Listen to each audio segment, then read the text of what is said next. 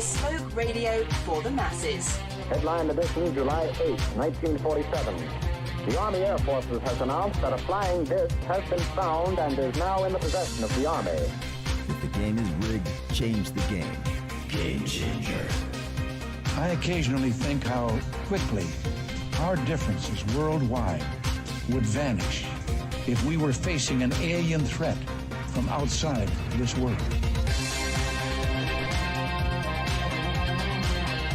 This is Fade to Black with your host, Jimmy Church, on the Game Changer Radio Network and KGRA, the Global Radio Alliance.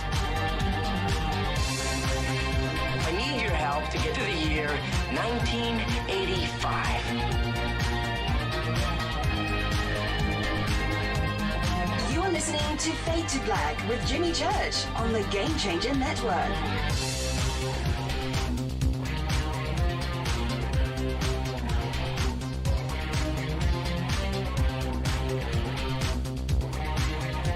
Good evening. Fade to Black. Bespoke Radio. For the masses. Yeah, man. How you doing? It's going to be one of those nights.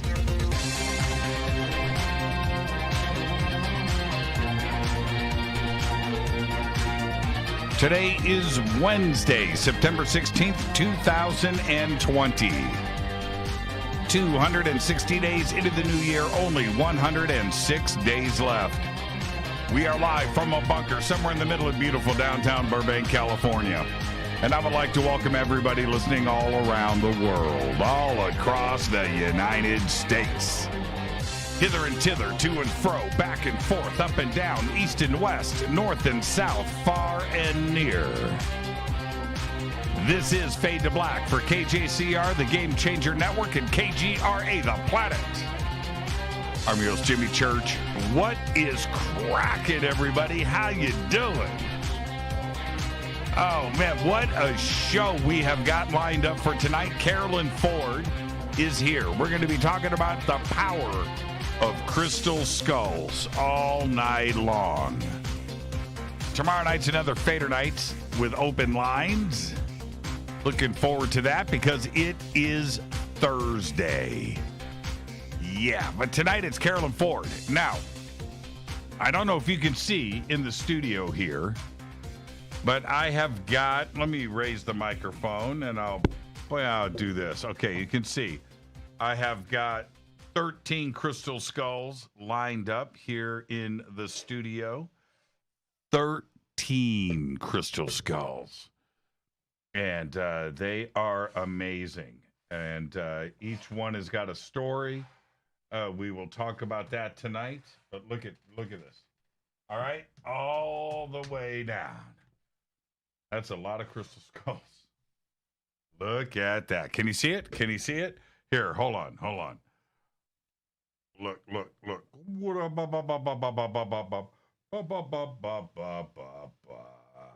Okay, that's our night tonight, and we are going to fully engage in the power of the crystal skull tonight here on Fade to Black. Get ready. This is going to be really, really cool.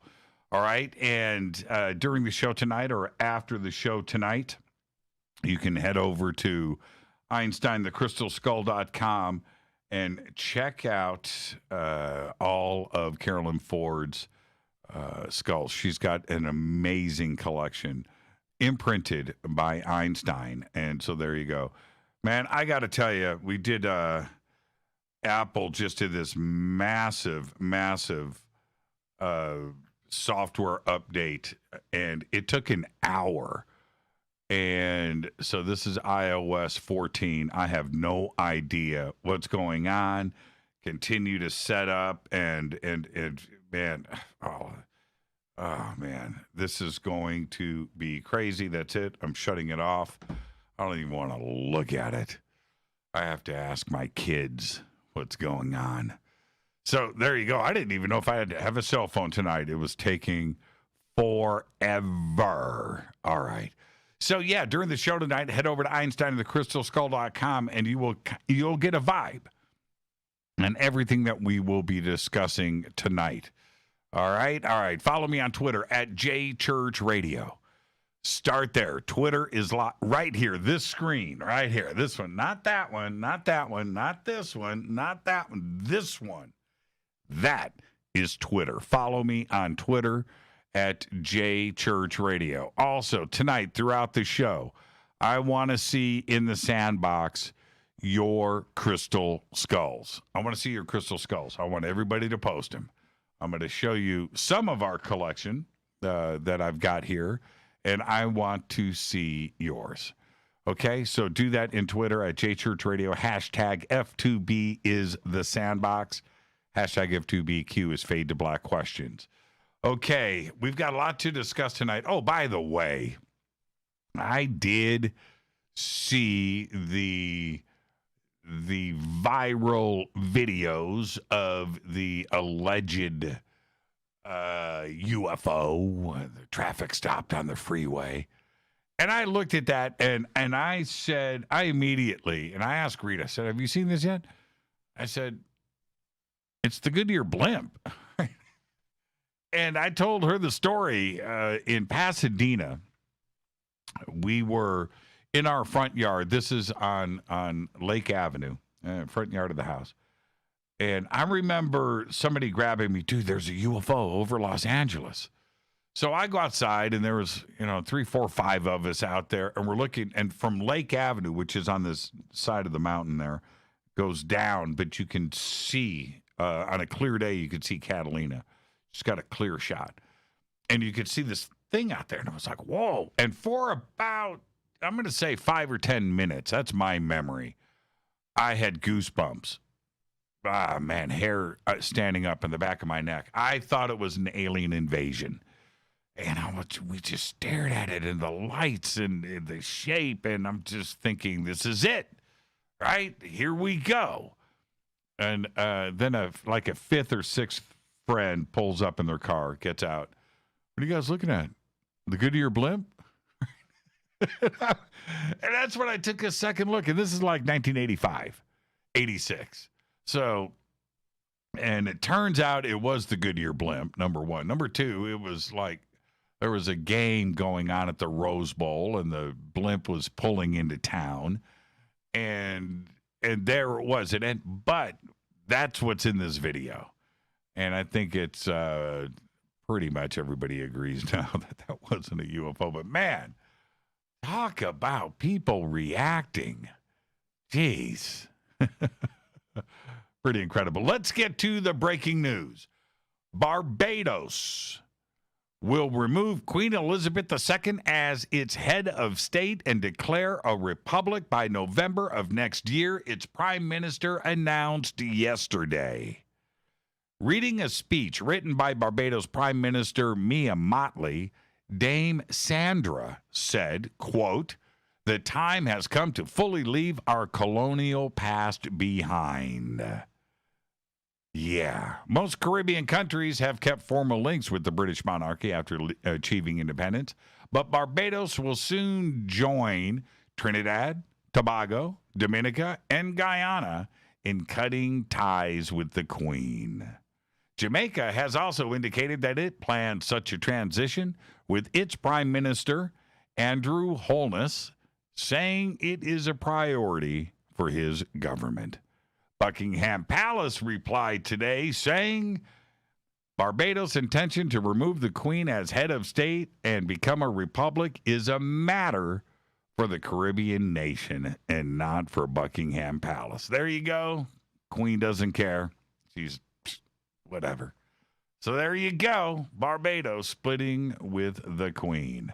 Also announced, the European Space Agency has awarded a contract worth $153 million to German satellite manufacturer OHB. All of this to lead the development of the pioneering Hera planetary defense mission. Hera, named after the Greek goddess of marriage and family, is Europe's addition to the International Asteroid Defense Systems.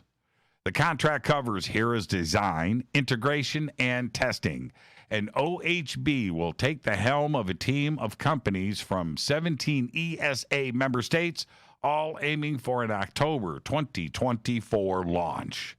If all goes to plan, Hera will take up orbit around the remains of the so-called double or binary asteroid system of Didymos and Dimorphos.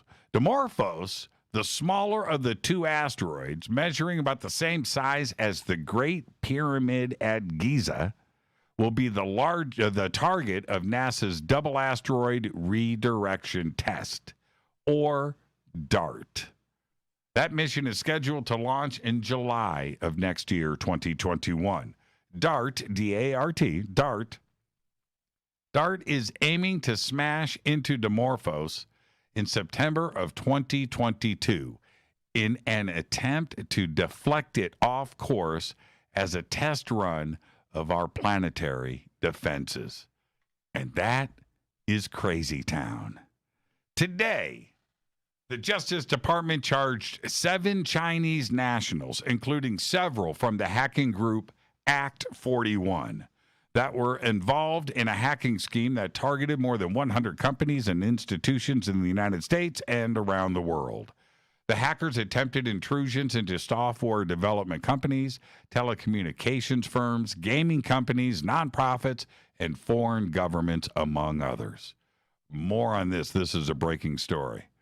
Now, the U.S. National Hurricane Center has warned that, wait for it, Hurricane Teddy, that's right, Hurricane Teddy is expected to intensify further and becoming a Category 4 by tomorrow morning. Teddy is currently, I just can't say that with a straight face, but there you go. Teddy is currently classified as a Category 2 hurricane and is located roughly 820 miles east of the Lesser Antilles in the southeastern Caribbean. It boasts sustained winds of around 100 miles per hour and is moving at a speed of approximately 12 miles per hour. Teddy is now the 8th hurricane. Now listen to this. Teddy is now the 8th hurricane in what was forecast to be a particularly active season. Only 3 previous hurricane seasons have produced 8 hurricanes by September 16th, and that goes back to 1893, 2005, and 2012. Let's get this show cracking. Happy birthday to Amy Poehler. Today is 49, Saturday Night Live. That's right. Mark Anthony today is 52. And this is the deal with Mark Anthony. That hit, I Need to Know, that's the Mark Anthony that you picture in your mind. Right? That dude was awesome. That was a great song. And that was it. Mark Anthony, today, 52. Jennifer Tilley today is 62. David Copperfield today is 64. Stickman Kenny Jones is 72, played in The Who, Small Faces, Rod Stewart. I saw Kenny Jones with The Who at Market Square Arena. David Bellamy of the Bellamy Brothers today is 70. One of the greatest hits of all time, Let Your Love Flow. Remember that with the Bellamy Brothers? Okay, so you had Bellamy 1 singing the lead vocals with the mustache. Bellamy 2 was David, rhythm guitar, lead guitar, and the better looking of the two, and sang the backup vocals. They were a great duet. Bellamy Brothers. David Bellamy today is 70. Skid Row's Dave Sabo today is 56. And you know, man, rough and ready, man. Dave Sabo, amazing guitar player. That band had it all together from the street, Sebastian Bach. But before Skid Row, he was in Bon Jovi. That's right. Oh, man. Dave Sabo was replaced by Richie Sambora. That's just crazy town, man. I don't even know where to go with that. I just don't. Our dead guy's birthday today is B.B. King. 1925 to 2015, died at the age of 89. B.B. King was one of the most influential blues musicians of all time. There's no question about that, earning the nickname the King of the Blues. King was inducted into the Blues Hall of Fame in 1980, the Rock and Roll Hall of Fame in 1987, and the National Rhythm and Blues Hall of Fame in 2014. B.B. died in his sleep on May 14, 2015, in Las Vegas, Nevada, at the age of 89. On this day in history, 1620 OTD. 1620, the Mayflower sails from Plymouth, England, bound for the New World with 102 passengers on board, headed for Virginia. But they didn't make it. They sailed off course and made land in Massachusetts in late December. And that's the first settlement officially in the United States. There you go, 1620, Mayflower. Fader fact. Okay, here you go. You ready? Look this one up. This is where you're going to go, okay, Jimmy, I'm not buying this one. I'm gonna Google this. Well, then you go right ahead and Google. I'm going to give you the name. Elwood Edwards. That's right. Elwood Edwards was the voice of AOL's You've Got Mail. That's right. That was Elwood Edwards. Now, you would think that Elwood has got an island in Fiji. He got those AOL stock options that he cashed out, and he's doing all right. Well, Elwood today is an Uber driver in Ohio. That is your Fader fact. How could the most famous voice in the world, You've Got Mail, how could that, right? That is your Fader fact. Tonight, very special guest Carolyn Ford joins us. We're going to be talking about all night the power of crystal skulls. Tomorrow night's another Fader night with open lines all night long. And right now, I need to hit this Fader guy. That's pretty good, Eric. You were there too? Jimmy, you were there? All right. It was mail order tickets. He's talking about the Who at Market Square Arena. I got my Who tickets, Jimmy, because we were in line. I was with my neighbor, Mark Pratt. We were in line at Sears at what was the name of the mall? Washington Square Mall at Ticketmaster, in line for Bob Seger tickets. And Bob Seger was playing like 4 nights, sold out at Market Square Arena. We're trying to get tickets for any one of those nights. Everything was selling out. By the time we got into line, they closed the window. I knocked. I said, wait a minute. Yeah, no, Bob Seger sold out. I was like, oh, man, what else you got? We got Who tickets. Give me a couple of Who tickets. And that's why I went to the Who. We sat like in the second row. Nobody bought Who tickets. But Bob Seger sold out 4 nights. Who didn't even sell out 1 night at Market Square? You remember that, Jimmy. You were there. All right. Okay. River Moon Coffee, rivermooncoffee.com. Fade to Black blend. Best coffee in the world. Tonight we're talking about the power of crystal skulls, and I'm going to start right here. This is Jose. I want you to meet Jose. Right there. That's Jose. And I've told you about him many times on the show, but I don't think I've ever had the chance to do a proper introduction. So here he is. Look at that. Look at Jose. He's incredible.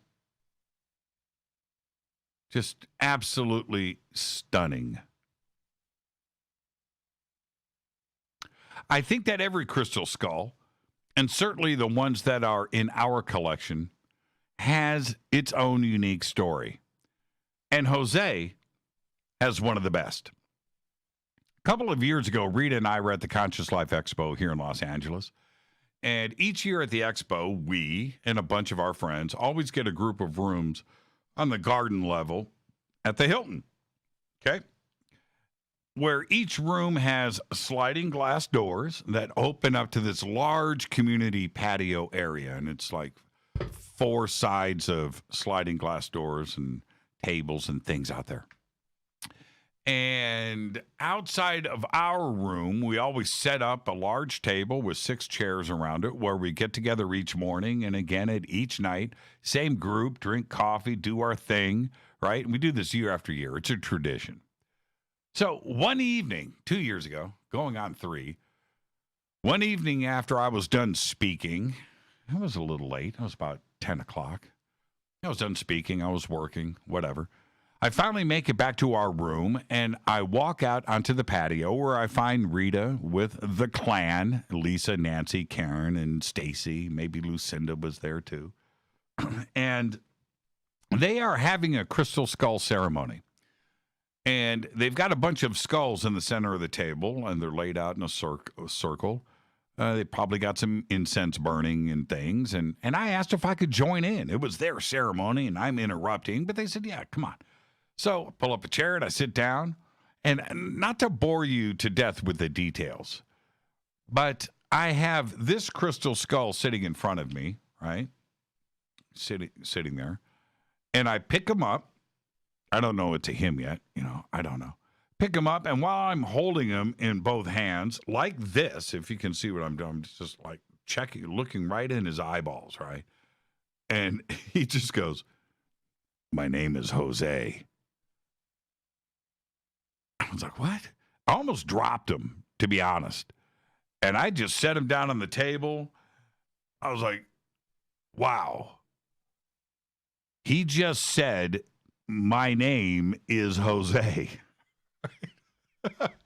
Now, to be clear, I was thinking to myself at the time, I was imagining the whole thing, and I was trying to convince myself that it was just, my mind playing tricks on me. But it happened. So after the ceremony was over and we're all saying our good nights, Lisa, love Lisa, Lisa gifted him to me.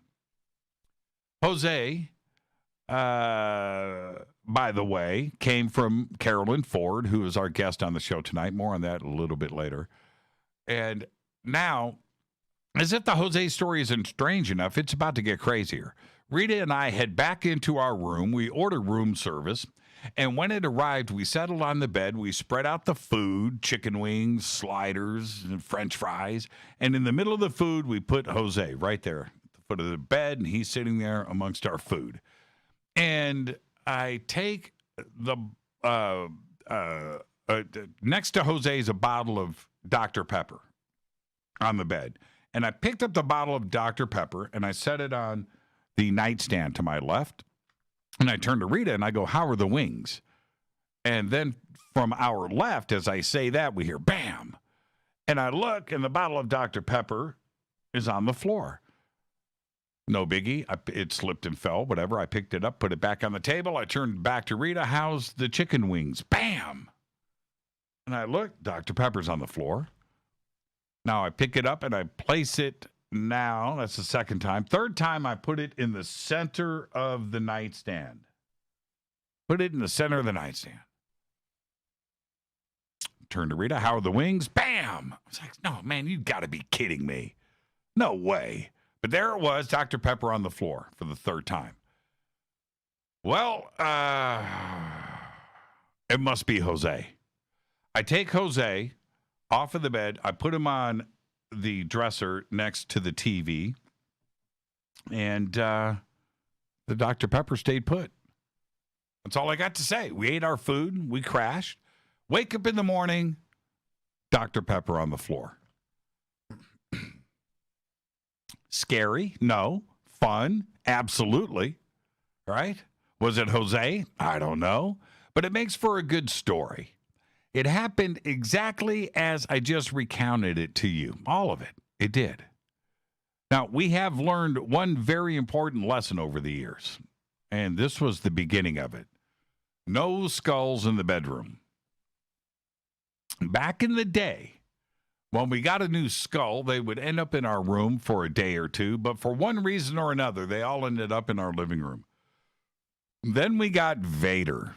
Vader is this big guy here.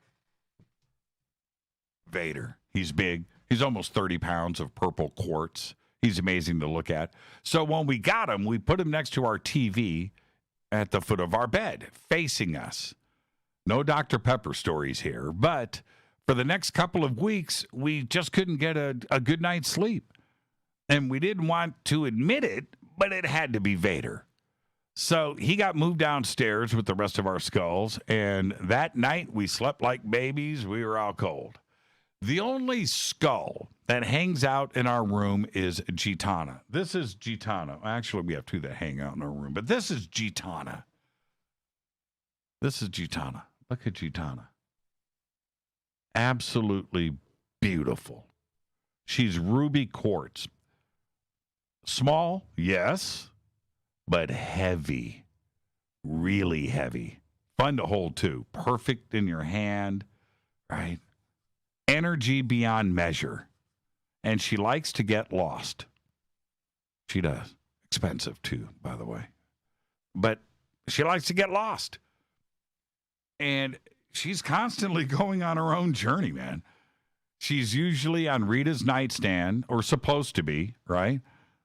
I can't tell you how many times I've heard, Jimmy, have you seen Gitana? I'm just like, man, I've just given up looking for her. She'll show up when she's ready.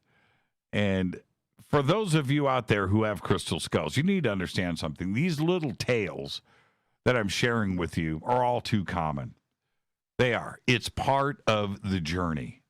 For the rest of you out there who have never experienced a crystal skull of your own, I'm sure right now you're having a laugh, and that's fine. I get it. I was one of you once upon a time. But when you get your first crystal skull, you'll look at it, you'll name it, and you'll connect. And then the adventure begins. I guarantee it. Seriously. This is Fade to Black. I'm your host, Jimmy Church. Tonight, Carolyn Ford is here. We are going to discuss the power of crystal skulls all night long on the Game Changer Network and KGRA The Planet. You can follow me on Twitter at JChurchRadio.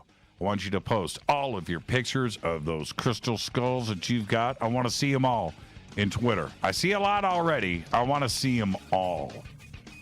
This is Fade to Black. I'll be right back with Carolyn Ford after this short break. Stay with us.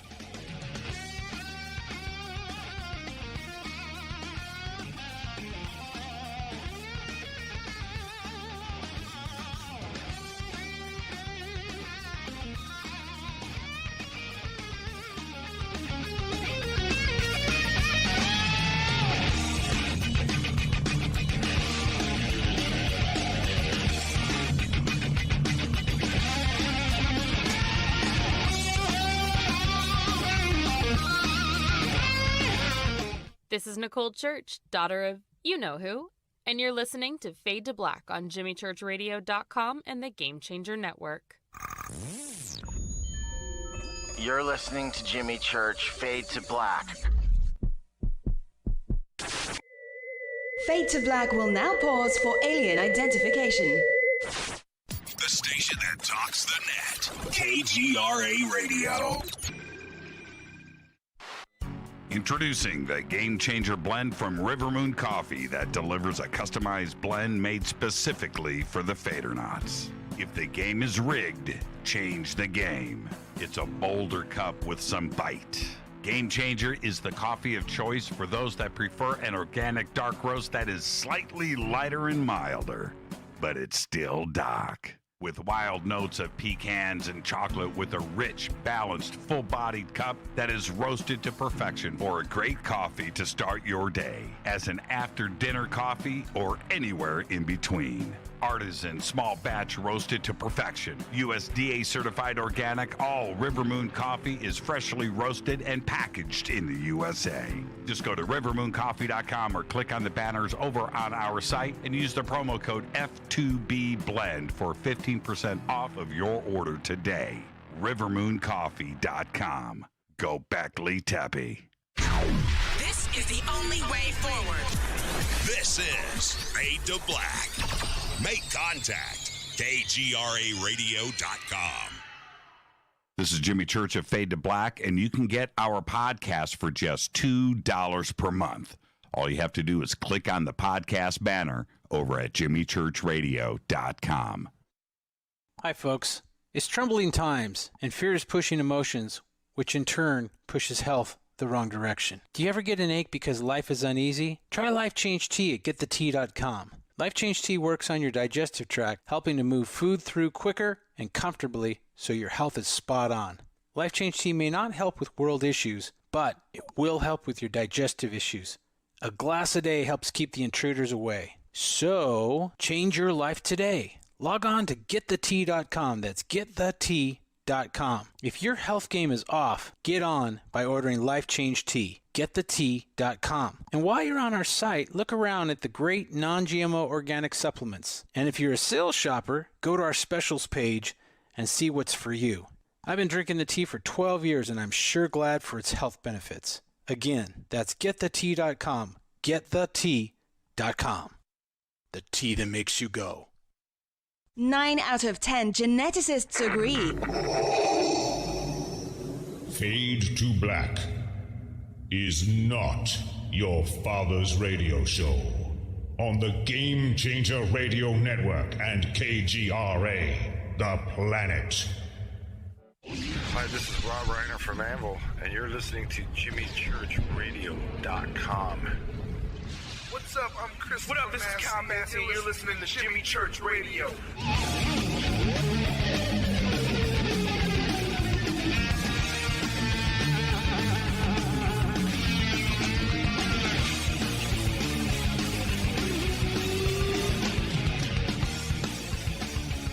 All right, welcome back.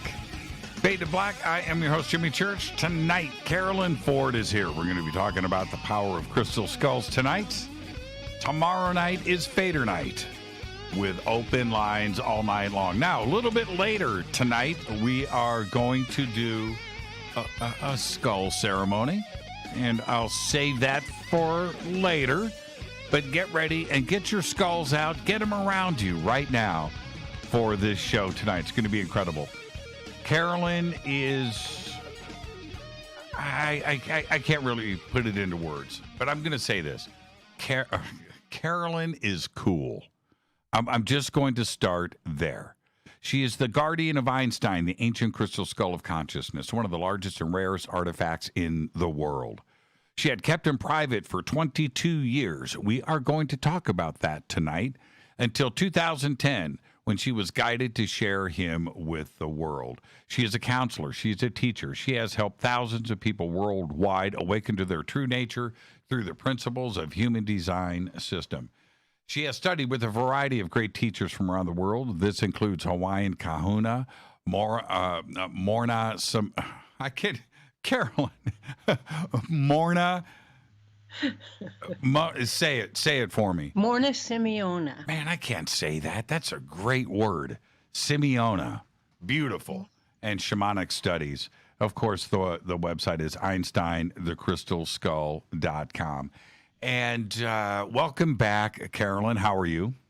I am incredible, Jimmy, and it just feels great to be back on your show. Now, I just said, that Carolyn is cool, but and you yeah and you laugh, but you've got that going on.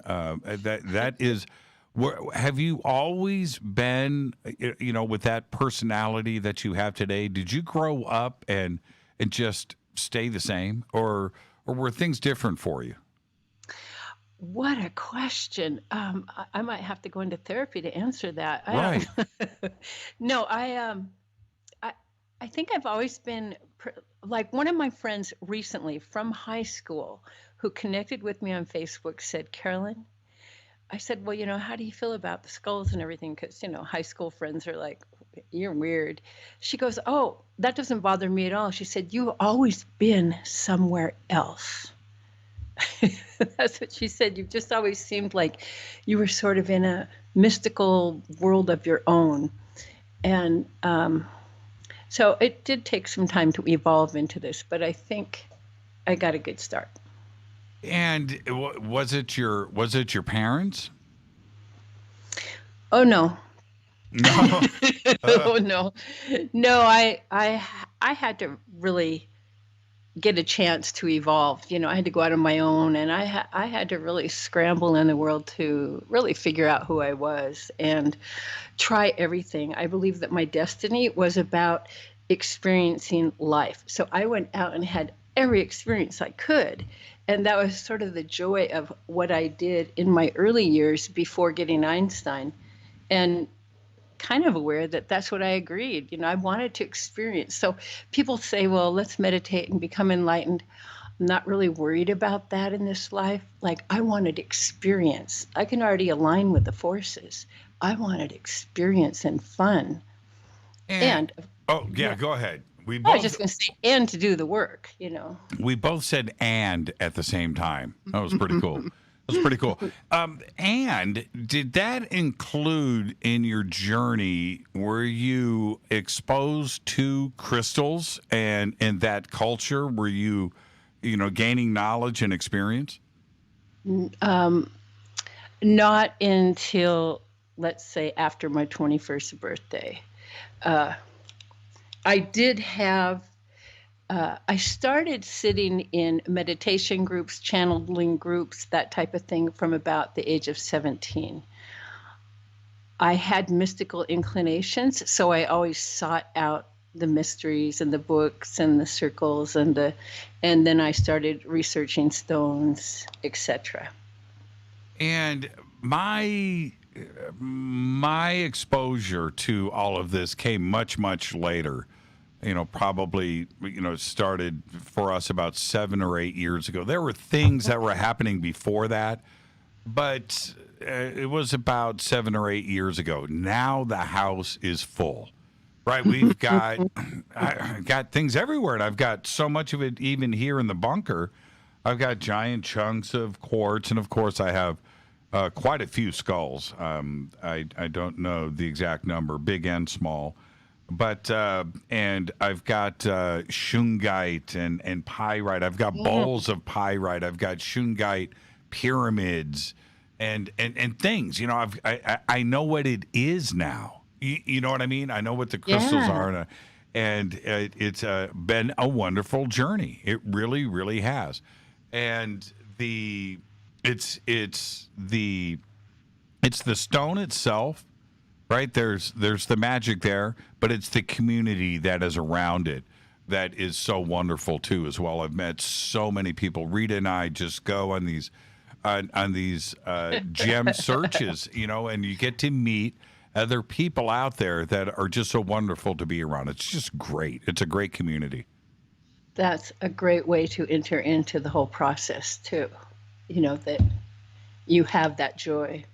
Well, we both know. Okay, now let's talk about crystal skulls. Let's actually just jump straight into it. We have a mutual friend, Lisa, who is listening now, and she's smiling right now. But Lisa, and I used to tell this story on the air. And this started years ago. But Rita and I would show up at a conference. We would pull up in our car, and the first person we would see every time, the first, was Lisa. It was like, man, and this would happen all year long. What are the odds, right? And, right. And so anyway, what Lisa would do, and it's just so wonderful, is she puts together this gift bag. And inside of the gift bag are little mini gift bags, and each one has got a little crystal skull in it. And she'll go around the conference and she'll meet somebody new and go, whoop, right? And usually when she does that, you know what's happening. Somebody's getting their first crystal skull, right? And I have mine here. This is from Lisa. This is what she gave me years ago, and it's still here in the studio.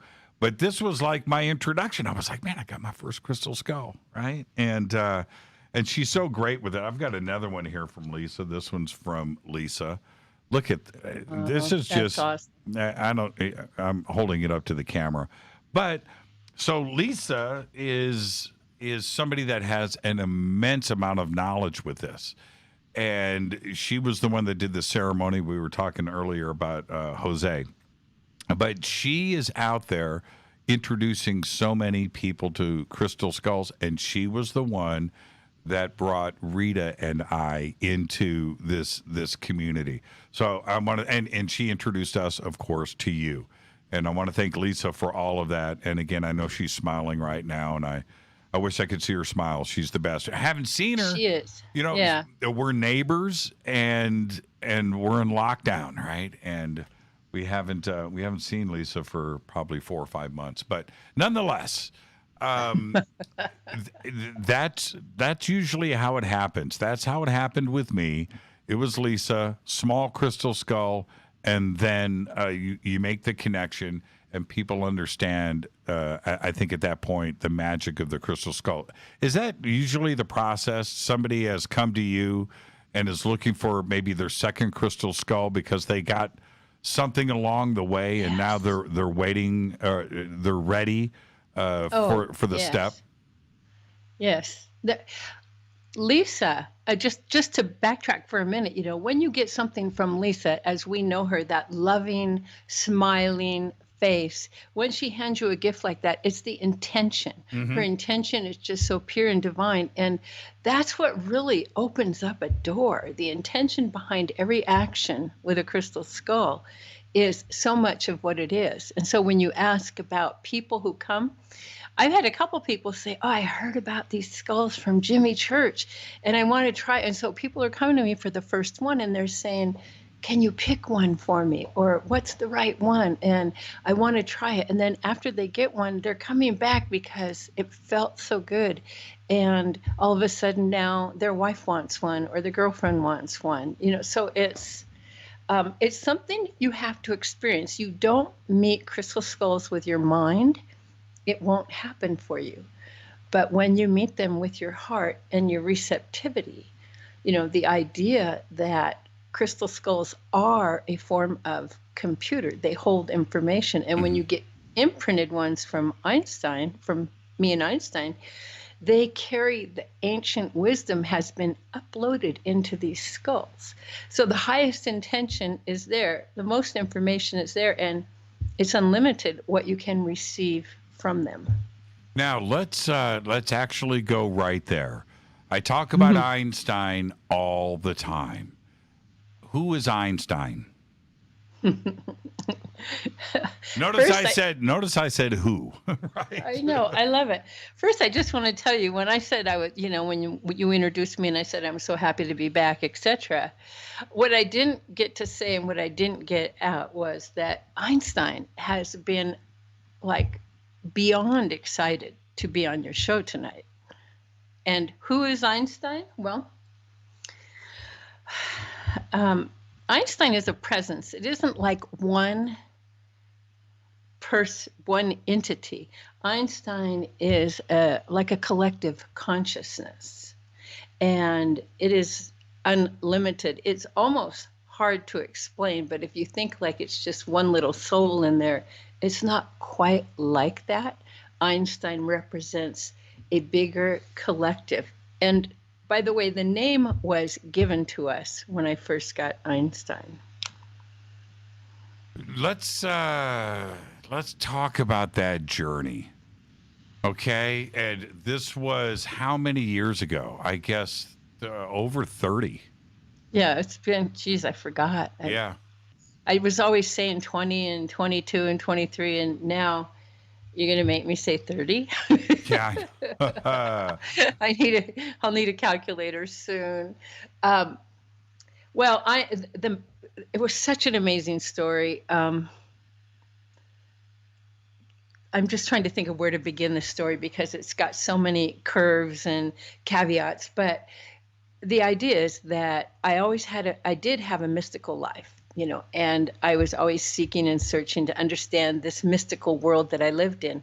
And so I was in a workshop with a medicine man, and he brought out at the end of the workshop, it was a dream workshop, and he brought out a little crystal skull, and a little bit smaller than maybe Jose that you showed us earlier. Mm-hmm.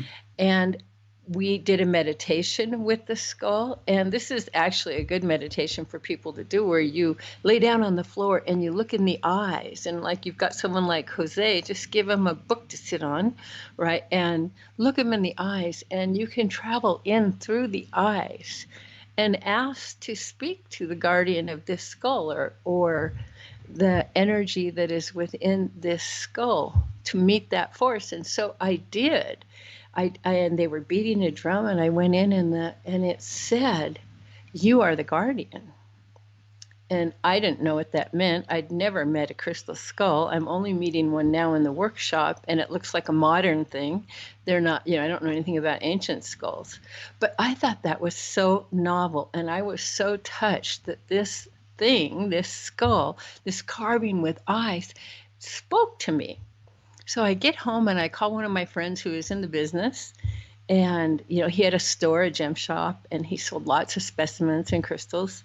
And I said, "Jad, please, can you find me a crystal skull? I want to experiment, meditate, see what this is about." And I said, "I just want a small one. I don't want anything really big." And this was like in the late 80s. I don't know anything. And so he says, "Well, I'll see what I can find." And the next morning, so I'm calling him at 9 at night. The next morning, he goes to a store, and there is a man outside with a suitcase. As it turns out, he has a few artifacts in his suitcase. And one of them, of course, is a crystal skull.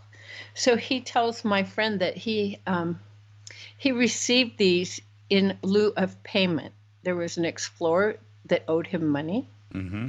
and he died. So the family didn't like Dad's creepy room with all these artifacts that he'd bring back from all over the world.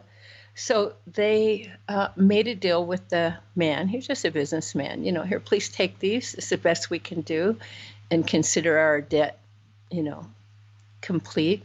And so just being a businessman, he just went to the first crystal store he could find to see if they had any interest or what they could do. Since I had just asked the night before for a crystal skull, my friend looked at that and he went, "Oh my God," he saw the synchronicity in it, and he knew that was mine, right? So right. He calls me up. I've just moved to Los Angeles because I'm working in the industry there, and he says, "Carolyn, you got to come home." I go, "What?" "I just want this little skull." He goes, "You got to come home." I go, "Why, Jack?" He says, "Well, I found your skull." I said, "Well, then ship it to me. What's the deal?" He goes, "Well, there's a problem." I go, "How could there be a problem? Couple-inch skull. What's the deal?" He goes, "Well, it's bigger than you wanted." I go, "Oh, well, I don't really want a bigger skull." He says, "Carolyn, you just have to trust me. You have to come home." I'm like, this just can't really be happening. I've just got to Los Angeles. I'm working day and night. I'm working, and so I know that Jack and his wife, Colleen, at the time, they were writing crystal books. They had a crystal store. They knew me well. And I knew that something was up. So I flew home. On the plane, on the flight home, back home, I guess. Los Angeles was my current home. This voice says, "You will need to buy some rose spray to clear me." Rose spray. That's a key Yes. thing, and we're going to be talking about that a little bit later, too, as well. Okay, so do you even know what rose spray is? Well, rose spray, yes. You did at that time. Yes. Okay, I got it. So you know what to go and get. Okay, so you got to go and get some rose spray. Yeah, I got some rose spray, and bring it to cleanse me, he says. So I get out the airport, I get a car, I stop at a store, pick up some rose, it's actually rose water, technically, and picked up the rose water, got to their house, walked in. They took me to the room where this mystery skull was. And I don't know what to think. I'm kind of excited. I'm kind of nervous. I walk in, and there's this giant crystal skull. I don't even know what to think. I've never seen them. I've never heard of them. I just know about a little one. And I just burst out crying and then the next words were, "That's my baby. Like, I don't know you exist, but now you're my baby." I mean, were you prepared, though? Because there's a couple things that come into play. First off, we're not talking about a human skull-sized or what people are thinking of when they think of, skull or crystal skull. We're not talking about that. So the first part is it's big, but there's a lot of energy there, too. And he's handsome. He's gorgeous, right? It's a divine perfection. And the energy that is emanated, were you prepared for any of that? Well, I can say yes and no. Is that an answer? Well, the first time I met Einstein. Oh my God, those pictures are great. I was just looking for those too as well. We've got a bunch. We'll get Rita, if you could post some of those pictures of us meeting Einstein for the first time. God. Those are But great. Anyway, I wasn't prepared for that, and I knew what I was walking into. But I don't think anybody, until you go through the experience, are understanding what we're talking about here. Oh, no. To be honest with you, I had a mystical background. I was prepared for a lot of things in life. I'd already had some mystical experiences under my belt, so to speak, but nothing did prepare me. And it took years for me to truly, I'm probably still integrating, to truly get what I had. It was like, what? Now, how? Okay. Now, this is the next thing, really quick, and we're going to head towards a break. You need to. I understand. Okay, so you meet Einstein, but now you've got to get Einstein home. You got to pick him up, right? You've got to do things like that. There's logistics involved. What was your plan? Well, that's a good question. He actually came in a secure, like a deposit box, metal, and he was wrapped with bubble wrap, which was the only time he had bubble wrap around him. But I had no other preparation, so I took that safety deposit box that had Einstein, and it was large because Einstein is big, like, I don't know, 15 inches high. Anyway, he's tall. And I went to like the mall at that time and found a case to put that in, but I got something that fit pretty snug around it, and I was actually able to put him under the seat in front of me. I don't believe we can do that anymore. The seats are smaller, but there was room then, and I put him under the seat, and I could carry him, but not easily. You put him on a roller if you take him through an airport. Well, it was like 30 years ago, so you didn't get luggage with wheels. No, and we're going through the same thing. We have to transport these, and yeah, wheels are your friend. That's all I've got to say. Yeah, that's what I say. When we travel, I will not touch anything that doesn't have wheels. I'm not hauling anything. I want wheels.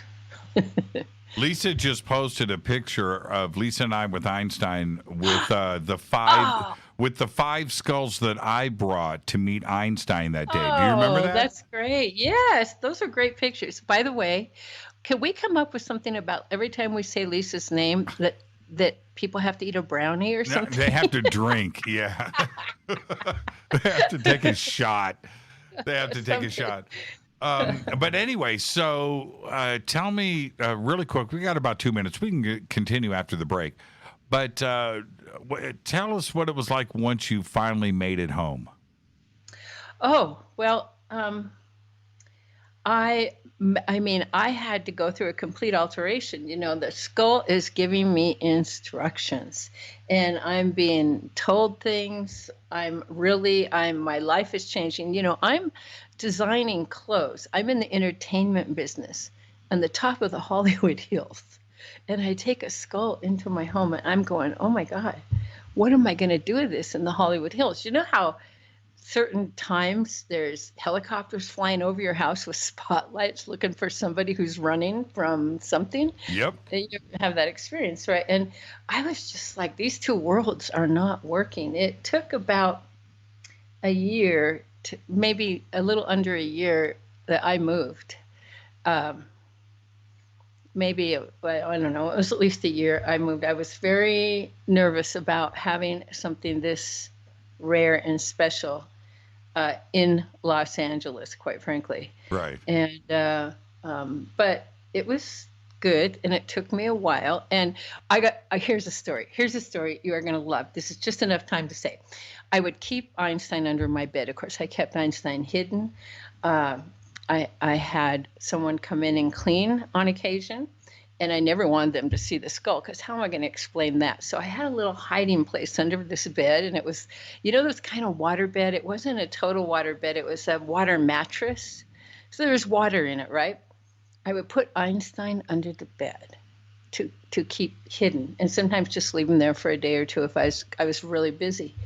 And I would have dreams that were like being on acid. Can I say that? Yeah, absolutely. Like psychedelic dreams, like colors like you've never seen.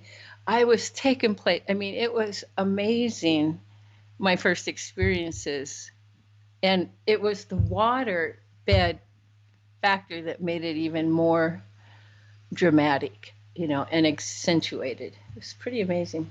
Yeah, and I told you about this, and Rita and I have talked about this a lot. Crystal skulls in the bedroom.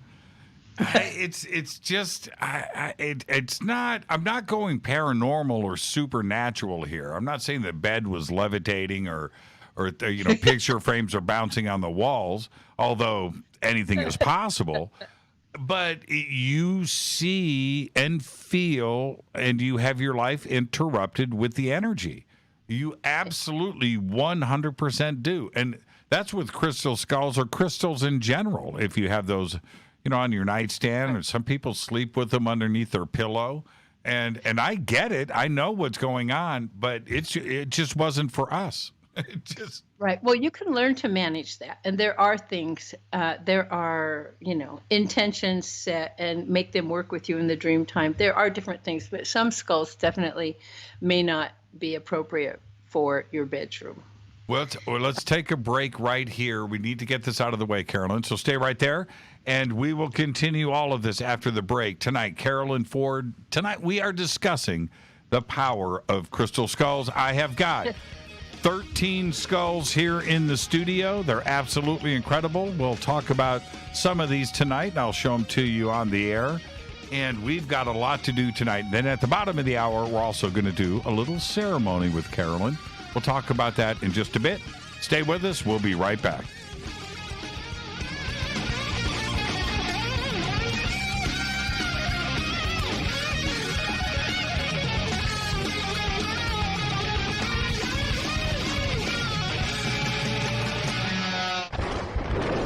This is Fade to Black with Jimmy Church on the Game Changer Radio Network and KGRA, the Global Radio Alliance. This is KGRA Digital Broadcasting Station, Salt Lake City, Utah, Van Buren, Arkansas. Hello, my name is Billy Carson, and I am a best-selling author and the founder of ForbiddenKnowledge.tv. Together with my team, we have built an all-new conscious streaming TV platform designed with every family member in mind. If you have ever wanted to travel the world and attend lectures and workshops from your favorite speakers but weren't able to, look no further. ForbiddenKnowledge.tv. There are dozens of workshops and lectures from speakers you know and love. We have also included amazing categories to assure that your consciousness is entertained and elevating on a daily basis. Amazing interviews, ancient history, ascension knowledge, wisdom teachings, documentaries, conspiracies, mysteries, health and fitness, conscious cooking, meditations, finance, yoga, and so much more. To start your free trial on any mobile device or computer, surf to ForbiddenKnowledge.tv. That's Forbidden Knowledge with the number 4, ForbiddenKnowledge.tv. Again, visit ForbiddenKnowledge.tv today. Listen, I know, and you know, that you've always wanted your first crystal skull. Or maybe you're a collector just like me, but you just don't know where to go to find the real thing. Then I met Carolyn Ford over at EinsteinTheCrystalSkull.com.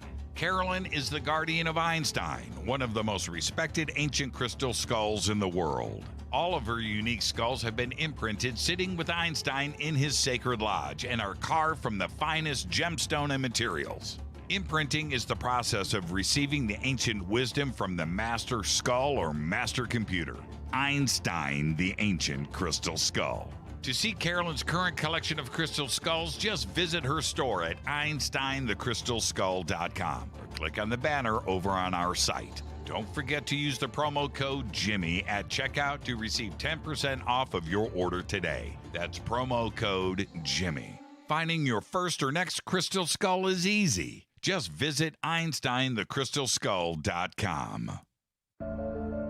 When you take the beans from Central America with dashes of Indonesian and African mixed in and then roast it to the dark side of fade to black, you create the ultimate brew of fringe. Introducing the Fade to Black blend from Rivermoon Coffee. Yes, Rivermoon's darkest customized roast was created for the love of Fade to Black. The alchemy of masterful roasting and smoking the beans is in every sip of this full-bodied, dark Java. I need my coffee dark, deep, with distinct bittersweet chocolate highlights, just like the bunker. Leaning further into the darkness of the roast is Fade to Black blend from Rivermoon Coffee. Just click on the banner at jimmychurchradio.com and use the promo code F2BBLEND for 15% off of your order today. Go Beckley Teppy. Hello, I'm Katie, and you're listening to my main man, Jimmy Church, on jimmychurchradio.com. Hi, this is Ray Hobbs here, repping the planet, and you're listening to my good friend, Jimmy Church, Fade to Black, on the Game Changer Network and the KGRA digital broadcast station. This is Toby Kebbell. You're listening to jimmychurchradio.com. Don't hurt me, Jimmy. I'm only little. Hey, I'm Adrian Grenier. And this is Ari Gold. We're the Honey Brothers. We are of the Honey Brothers. Hey, I'm Adrian Grenier. And I'm Ari Gold. We're the Honey Brothers. And you're listening to Jimmy Church. The Revolution.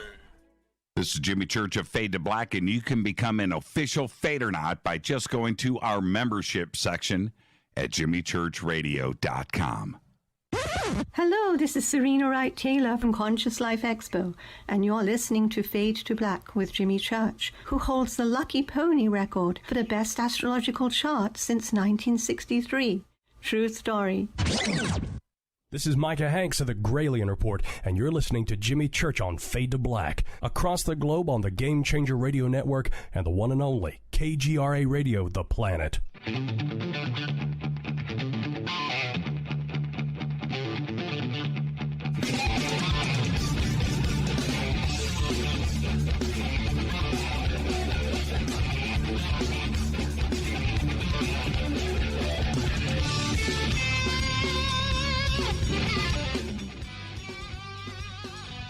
All right, welcome back. Fade to Black. I'm your host, Jimmy Church. Tonight, Carolyn Ford.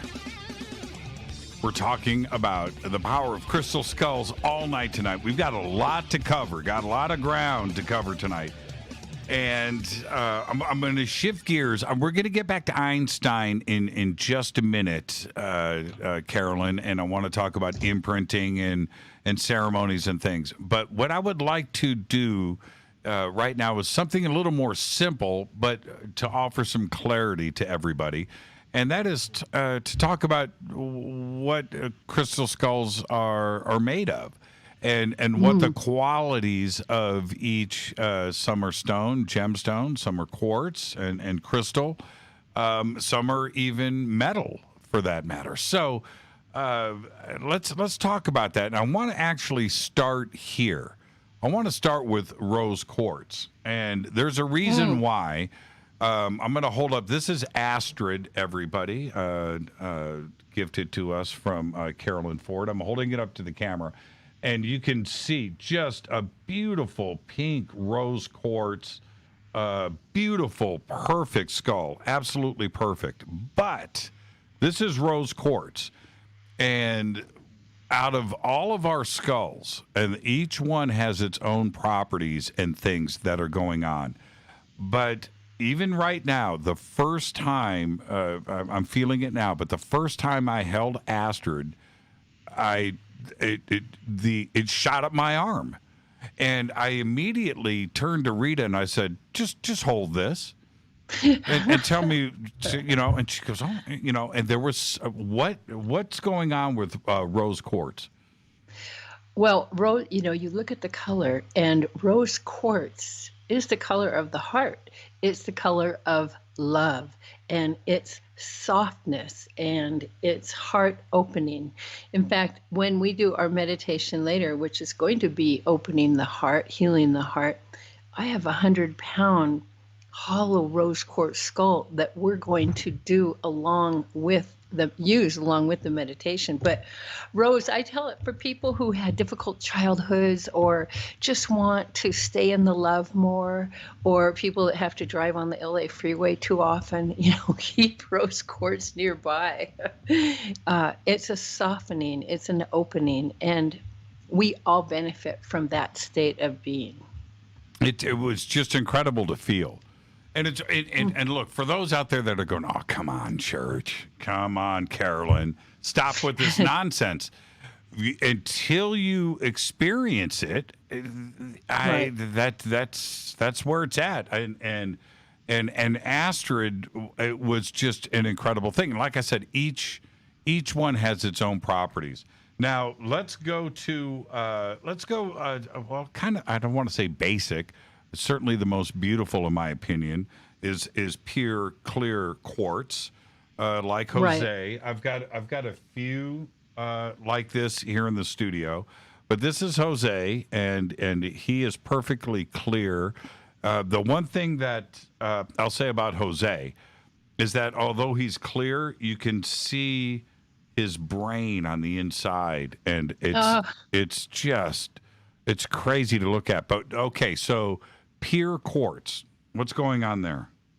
Well, first of all, pure NASA uses quartz for a lot of their machines. Computers use quartz. There is optical quartz that's used industrially, and that should tell us a lot how it's used. It's a transducer or a transmitter, we could say, and it's an amplifier of the energy. So when you sat in on that meditation with Rita and Lisa and friends, you picked up quite a bit of energy, and with your innocence and your openness and your intention, I think you really activated Jose to take a seat at the table. It's a great story, by the way, and I never get tired of that one. So clear quartz, that's what the ancient crystal skulls originally were made out of. The main ones. There are a few other amethyst and rose quartz were used in some of the ancient ones, but primarily clear quartz. And that is just the unconditional. It's very programmable in a sense that often shamanic stones or shamanic crystal skulls come because they can be very clear and then programmed. So you can program these clear ones a little bit easier and give them your intention. How far away is Einstein from you right now? Right. About 16 inches. That's what I'm talking about. Yes. So he can hear me. He can hear me. Okay. Oh, are you kidding? Yeah. I know. What's up, Einstein? There is something that I want to do a little bit later. I want to warm Einstein up to this now. It's okay to rename a skull, right? Absolutely. Okay. Absolutely. Okay. I'm not going to tarnish anything. I'm going to say this. I have a skull that I want to rename tonight, and I want Einstein to name him. And he's made out of, I got him from you. He's onyx. And you know what? Ingve, which we're going to talk about in just a bit. But this is one of my more favorite skulls. And the reason for it, he's not carved, he's not a baby Einstein, but a very accurate, precise carving on this one. You know, it's anatomically, it's perfect. It's just, there's something to it. So anyway, I want to rename him tonight. I'm holding him up. And we're going to do that tonight because it's okay to rename a skull. So we're going to rename this guy tonight. What's up with onyx and obsidian? So that's onyx. Let's see. And obsidian. Yeah. They're like a glass. They come from volcanic origins. Mm-hmm. And the black is protection. So a lot of people will come to me for black obsidian because they want protection. That will reflect back what's coming at them. There is, what else would we say? It's like the magicians use it. I had one I named Crow Woman, and it's like a medicine piece, and people use it to, like I said, protect them, even to use in ceremonies, awakening different aspects of your mystical nature. Like I might put one around me at night if we don't want interference. Except that, to be honest with you, because I have Einstein, we can already arrange that. We don't get interference. Yeah, exactly. Yeah. So we'll do that a little bit later. Einstein, you think about that and get back to us, okay? So, now, I have one of my favorites is I have a baby Einstein, and his name is Outlander, and I'm holding him up to the camera now. And now let's take a minute to discuss this. This is a reproduction, an exact reproduction of Einstein. And this is granite. What kind of granite? Well, actually, this is ruby zoisite. Right. That one's ruby zoisite, and there are different qualities of ruby zoisite. So that one has some ruby. The red part of it is a ruby, and even the green is a form of a ruby. And so ruby zoisite is again very much about the heart. Heavy. It's a heavy, dense stone. Because you've got ruby there. Incredible. Yeah. Yeah. And it's not gem quality, but it's ruby. Amazing. Yeah. Heavy stone.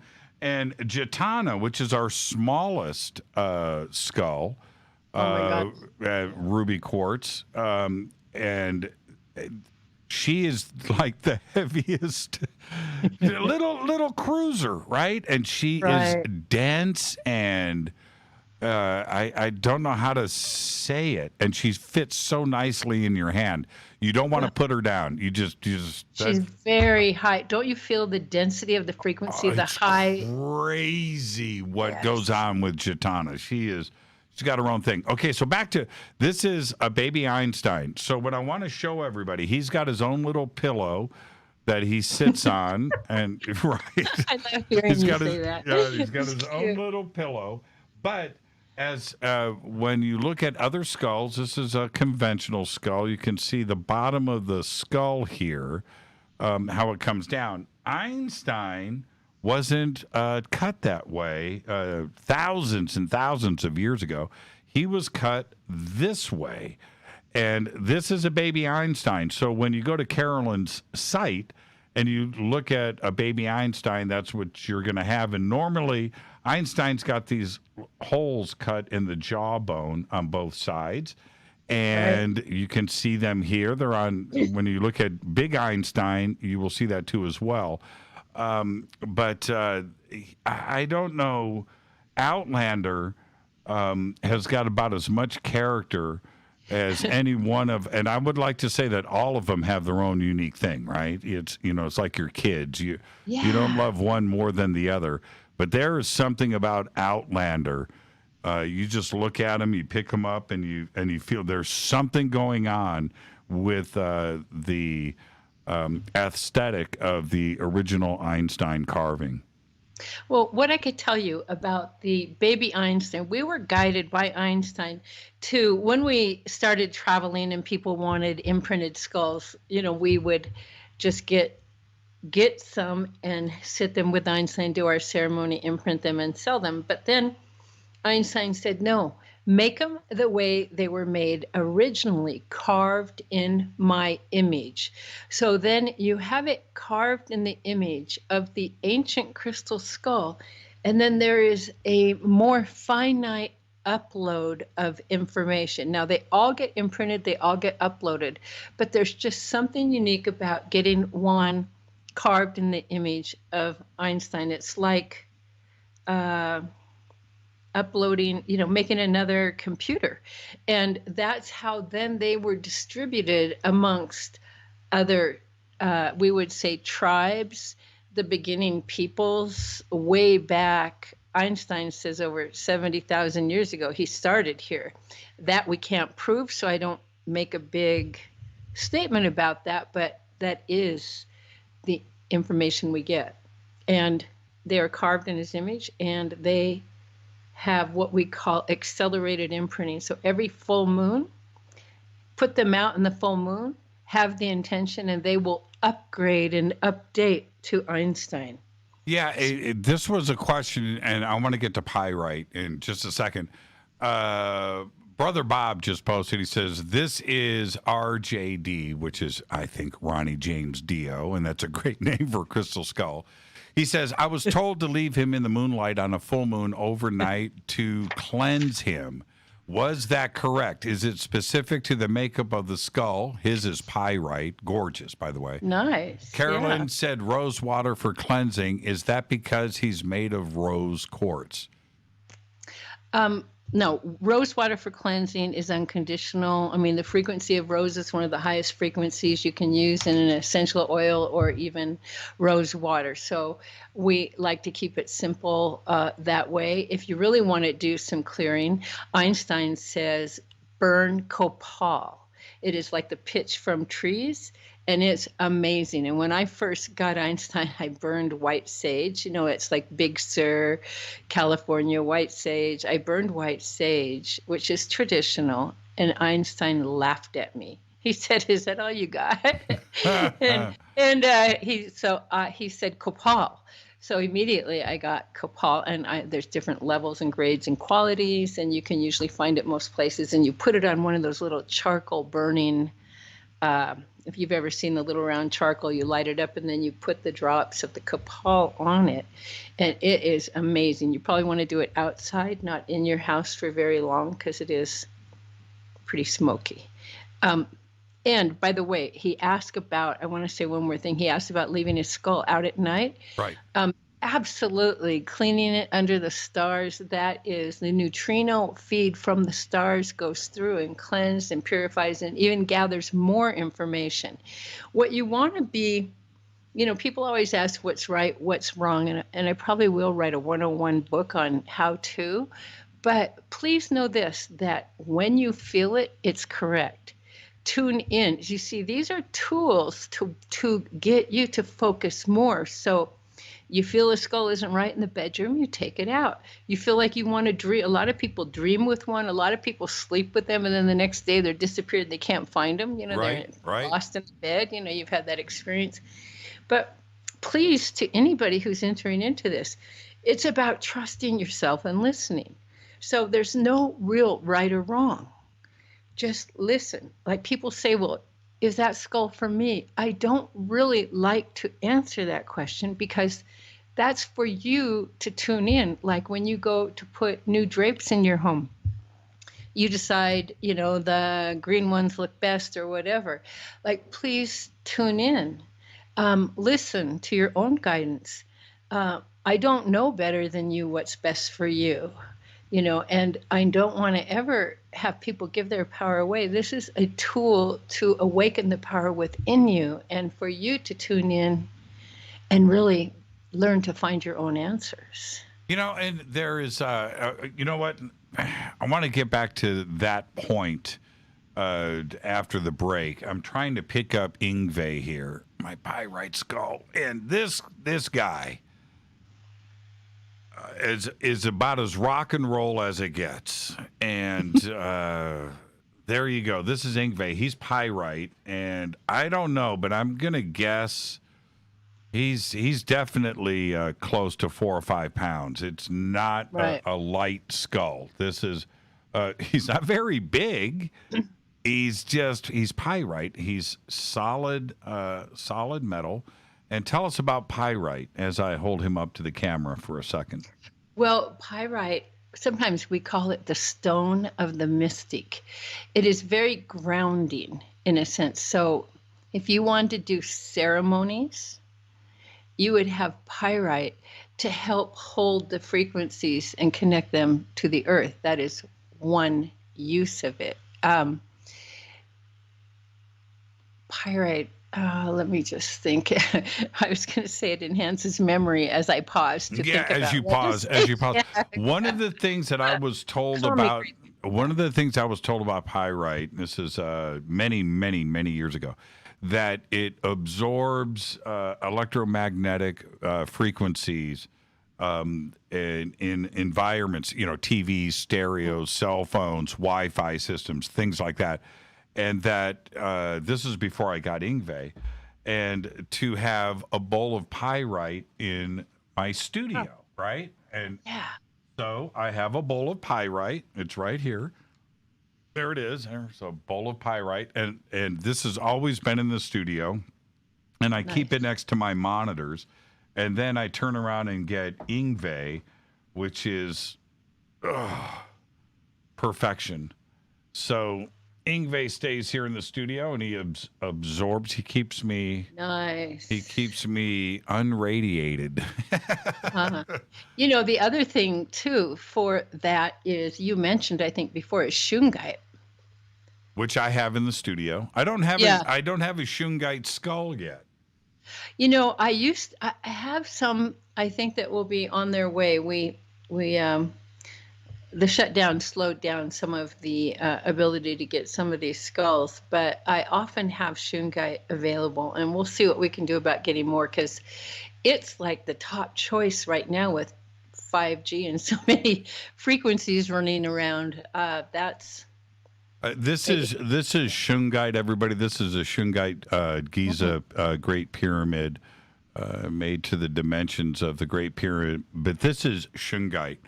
And it's got a lot of great properties that people are talking about. And so I'm just holding that up so everybody can see. This is what we're talking about with shungite. What I like about shungite is there's no veins in it. You know what I mean? It's such a black, it's like the blackest of black. It's dense, right? Yeah, it's dense. I can imagine how beautiful a skull would be made from shungite. So, I would love to get a shungite skull. Now, where was I going next? These are pyrite here. Oh, okay. We've just got 2 minutes left. I've got our two biggest skulls are both here. There's Elvis and there's Vader. Elvis surprised me. Elvis is made from what? Which one is Elvis? The black tourmaline? No, yes, it is. It's the black tourmaline. He is the... No, I thought he was made... No, the black tourmaline is Vader, right? Or Vader might be the smoky quartz. He's smoky quartz, and Elvis is the heaviest skull I can ever imagine. And I didn't think... I didn't think, how do I say this? When you look at him, I can't pick him up. He's 27 pounds, but he's not as big as he is heavy. Right. Oh, Elvis is the garnet. Yeah, garnet. That's the garnet. I'm sorry. I was thinking about your black tourmaline and. Yeah, he's garnet. Why is garnet that dense and heavy? Well, again, that's the nature of the stone. It is the matrix that it's made out of is just a heavier product. I don't really know how else to say that, but garnet can be very gem quality. Garnet is, again, the heart. I mean, I feel like everybody needs garnet skulls. They're really substantial. They're, they have, let's see what I was just looking real quick. The weight, just the weight, how it supports, again, the heart. If you have it more red, everything really is supporting the heart on so many levels. I just tried to hold him up to the camera. I can't do it. He's big, isn't he? 27 pounds. And you don't... 27 pounds? You don't realize, first off, 27 pounds is a lot of weight. But he's a little bigger than average size. But garnet is no joke. I mean, it's not. It is a dense, powerful stone. Beautiful, too. Beautiful. Oh, just incredible to look at. Incredible. Beautiful to have garnet. And always calming. Sit with it. A lot of energy. A little bit of fire there. But they call it sometimes it's a sacred stone. It's a truth stone. It was used a lot in ceremonial pieces in ancient times, garnet. Just incredible. Yeah. Everybody posting their pictures. Oh, good. I'm just really enjoying this. Everybody just keep it coming. Keep posting your pictures. And and if you want to check out what Carolyn has, go over to EinsteinTheCrystalSkull.com. The links are over at JimmyChurchRadio.com. Okay, we didn't get to Vader. We've got about a minute left. Vader is smoky quartz. Again, he's 27 pounds. He's much larger in dimension than Elvis, but they're the same weight, and that's right. It's just great. What's the weight of Einstein? Einstein is 33 pounds. That's crazy town. I know, and I carry him. I have help, but I do carry him often on my own, a lot. And so, really quick, let's bring over. Oh, you're bringing it up. Yeah, this is Vader, and he is smoky quartz, and he's 27 pounds, and I've got about 5 seconds that I can hold him. I'm going to put him down. Is smoky quartz the same energy as regular quartz? No, it's got a little bit different quality. It's a little bit more depth. Kind of shamanic. A lot of shamans use it in a different way. It's still a powerful stone for clearing and purification. It even protects you from radiation itself. But smoky quartz can take you, let's say, deeper, into the highest realms of being. It can amplify truth. It's, again, a good shamanic skull. I like, we take Vader to different conferences, right? And we'll put him out. And it's so funny, Carolyn. People will come up one after another. They'll spot Vader from, across the room and come up. Can I touch him? Absolutely. And I'll just watch everybody just close their eyes and touch the skull and get into the moment. It's really cool. We have a line forming to hang out with Vader. Let's take our break here. So cool. I know. It's so cool. This is Fade to Black. Tonight, Carolyn Ford is here. When we come back, we're going to do a ceremony. Okay? I'll have Carolyn tell you all about it right after this short break. It's Fade to Black. I'm your host, Jimmy Church, on the Game Changer Network and KGRA, The Planet. Stay with us.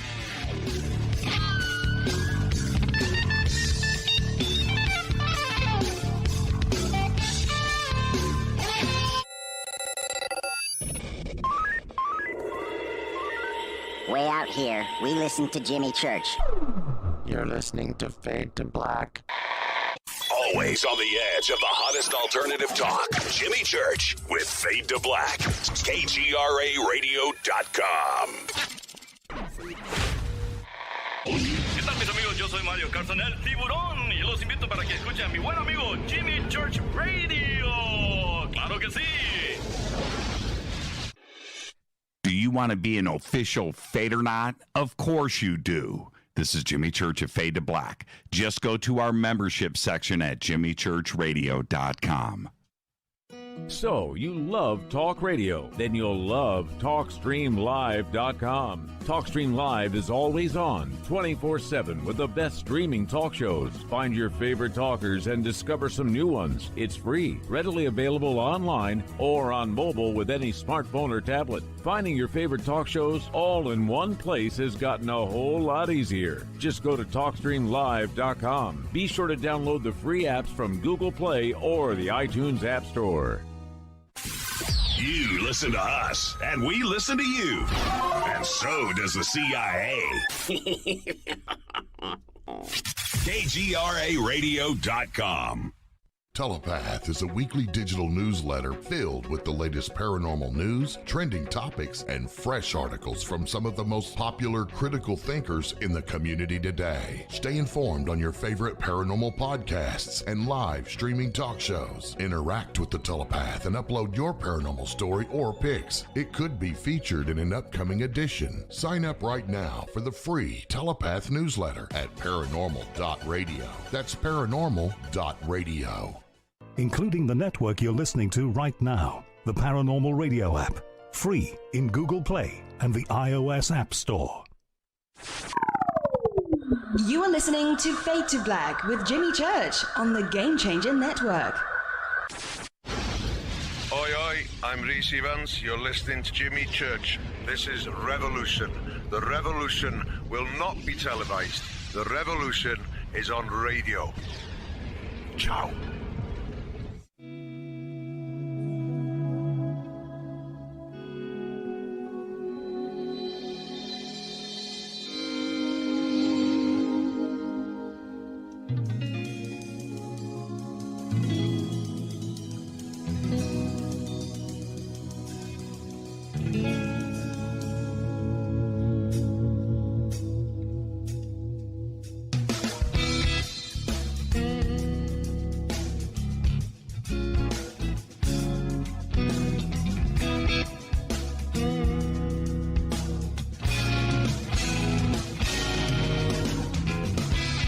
Welcome back, Fade to Black. I am your host, Jimmy Church. Carolyn Ford is with us tonight. What a great show. We're talking about the power of crystal skulls. And I have brought into the studio here 14 crystal skulls. I've got another 5 or 6 or 7 that I always have in the studio. They are here with me too as well. And right now, what we are going to do is we're going to do a little bit of a ceremony. Carolyn, what are we going to do? And should I pull out one skull and have him with me or her? Yes. We're going to work with the heart, and rose quartz would be the one. We're going to open the heart and tune into the heart and heal the heart. Gotcha. I've got Astrid right here. Astrid, I love your names, by the way. By the way, Einstein says you have the name. Einstein, I knew he was going to mess with me. I know, because you're the naming king. Are you kidding? The names you've come up with? Einstein, don't mess with me, bro. This one's on haven't Einstein. Even begun. This one, yeah, right. I know. Okay, so I've got Astrid out. She's in front of me, and so the same thing for everybody else out there. You've got your crystal skulls or a crystal skull. Get your skull out, and okay, Carolyn, what's next? Okay, so we'll do a meditation. So because we are on radio, I just want to ask you a couple of questions. Sometimes I would like to do this and suggest people close their eyes. Do I say that with the exception of those who might be driving? Or, right. Or should I leave that out because I don't want to put anybody in danger? Right. Well, if you're driving with the crystal skull, this is on you. This is on you. That's my legal disclaimer. Yeah, absolutely. If you are in the kitchen with a kitchen knife, chopping onions right now, and listening to the show, not a good idea to close your eyes and right. Or using power tools. Yeah, using power tools. Absolutely. Okay. All right. Well, what we'd like to offer you tonight is, as Einstein sits here, my hand is on Einstein. He is surrounded by skulls here. We've got our own group of 12 around Einstein so that we can be on the radio. And by the way, I thank you for inviting us to do this, because when I meditated with Einstein today, this is what he said he wanted to do too. And so let's transmit some love energy. Are you ready to receive that energy of love, amplified energy of love? We can all use more, right? Especially today. Yeah, especially today, and especially in these times. This is also a dictate from the Mother Earth, who is such an alive being of consciousness and more than we can comprehend. So what I'd like those who are able to safely do is sit with your feet firmly planted on the ground. Sit up straight if you can with your eyes closed. And imagine at the top of your head there is an energy door. We will open that door for just this meditation, and when we are complete, that door will automatically close again so we don't leave ourselves unnecessarily exposed. And when we open this door, we call in white light struck through with rainbow crystalline particles. That way we absorb every color in nature, in life, to help us cleanse and clear and move this light in a spiral mode all the way down through your body, through your heart, your solar plexus, your stomach, down through your root, first chakra, through your legs, out the bottom of your feet, to be released and transmuted. So we're releasing that which is that are blocks within our being, and we are transmuting them as we release them into the earth. The earth, she knows what to do with it. We just transmute it into positive energy and light, and continue this flow of cleansing and clearing through the top of your head, spiraling down in a clockwise manner, struck through with rainbow crystalline particles all the way through the top of your head, out the bottom of your feet, again releasing and transmuting into positive energy as it goes into the earth. And we will keep that on autopilot while we go to the next step. So take a deep breath. Einstein is heating up like crazy here and very excited. We have allies coming in that work with us and support us. And now, what I want you to do is think about your heart. Put your hand over your heart. And I want you to, again, take a deep breath, and take a deep breath right into your heart. And I want you to think of a time when you felt love. A time where maybe you had a puppy, maybe you had a baby, any kind of love, romantic love, the love of a rainbow. Just when you felt love, call that feeling in. What did it smell like in that moment? Were there flowers in bloom? Was it a rainy day? Call in the emotions of that moment, the scent of that moment, and really feel it. And let that absorb into your heart, a time where you felt love. And bring this feeling now to yourself, and then expand it out. Expand it out into your home. Let others in your home feel this if they're around. Fill up your home with this love. Let it build, let it grow. There is no limit to the amount of love that you can grow and that you can build. Now let's send this love right down to the center of the earth. Let's give that love to our planet and let Mother Earth know that we are actually capable of being these loving beings on this planet. And that know that as you feel it and as you share it, everybody else starts to feel it, even if they don't even know what's going on. See, we are building something. We are spreading something. Now imagine that energy going up to Father Sun, the one that nurtures us and supports us, that helps us to thrive, that brings the nurturing light. And again, express our gratitude. Now let's bring this light, this love, this energy to the waters of the planet. Just a thought and an intention can spread it everywhere. So continue with your hand on your heart. Take a deep breath. Keep feeling this and know that you can feel this energy going out in all directions.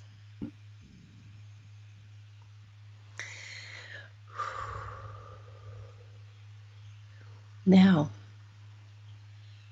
let's send this energy up to what we consider the crystalline grid of the planet. This is within the earth, and this is something that sustains us as humans. Our electromagnetic field feeds from this. When you get crowded cities, you start to lose this. So let's put this love into the crystalline grid within the earth. And as we do this, let's add love to the crystal skull grid that I see surrounding the planet. The crystal skull grid is also somewhere that you can tap into, like the Library of Alexandria. I'm saying like, it's special. When you have a crystal skull, these are areas you can tap into. So now that take a deep breath, keep feeling this love. The love is still moving through your body. Now we're turning that light into pink light coming through the body, cleansing and leaving this imprint of love within our bodies. Now again, let's take this love and share it with coworkers or people that are in your life, people that you interact with on a daily basis, or maybe your community. Because when you give it away, it comes back multiplied. Take a deep breath. And now I invite you to bring all this love back into your heart and let it permeate your heart. Let it heal the places that might have scar tissue. Let it heal the places that might have been hurt. Let it balance and nurture. And let this love stay with you. Let it fill up your home. Every time you leave and come back, you walk into a home filled with this love. If you start to lose this, if you start to dissipate this, a lot of activity in your home, call it back. Now, if you're feeling good and you're feeling this love, one way that you can set it or tap it in to keep it around you is tap your third eye. That's your forehead. Just tap it a few times and set this feeling in. And take this love and share it with all of your other crystal skulls, the future ones, the past, the present.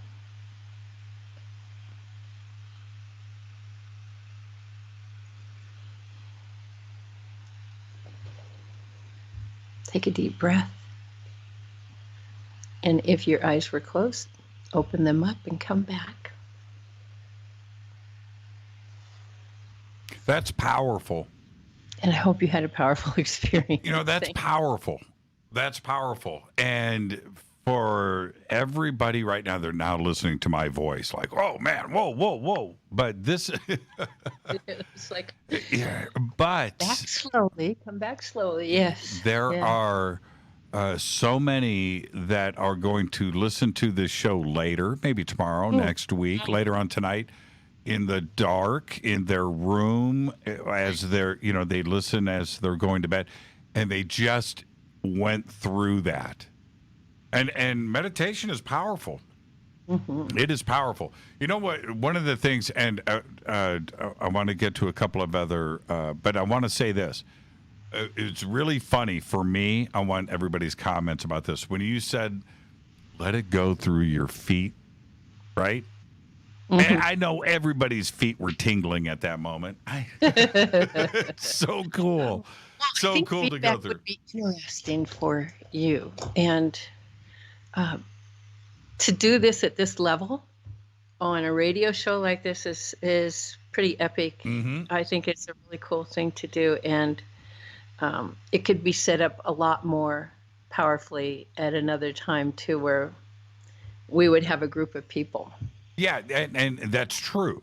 And there's another part about this, and this is what I know is fact.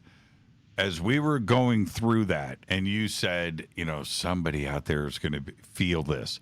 There is some cranky old dude walking down a street in New York City, just it's just some cranky old guy, angry at the world, and just got a jolt.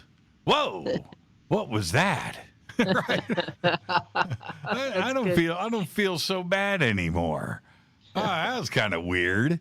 But that's the power of meditation, and it's no joke. It is no joke at all.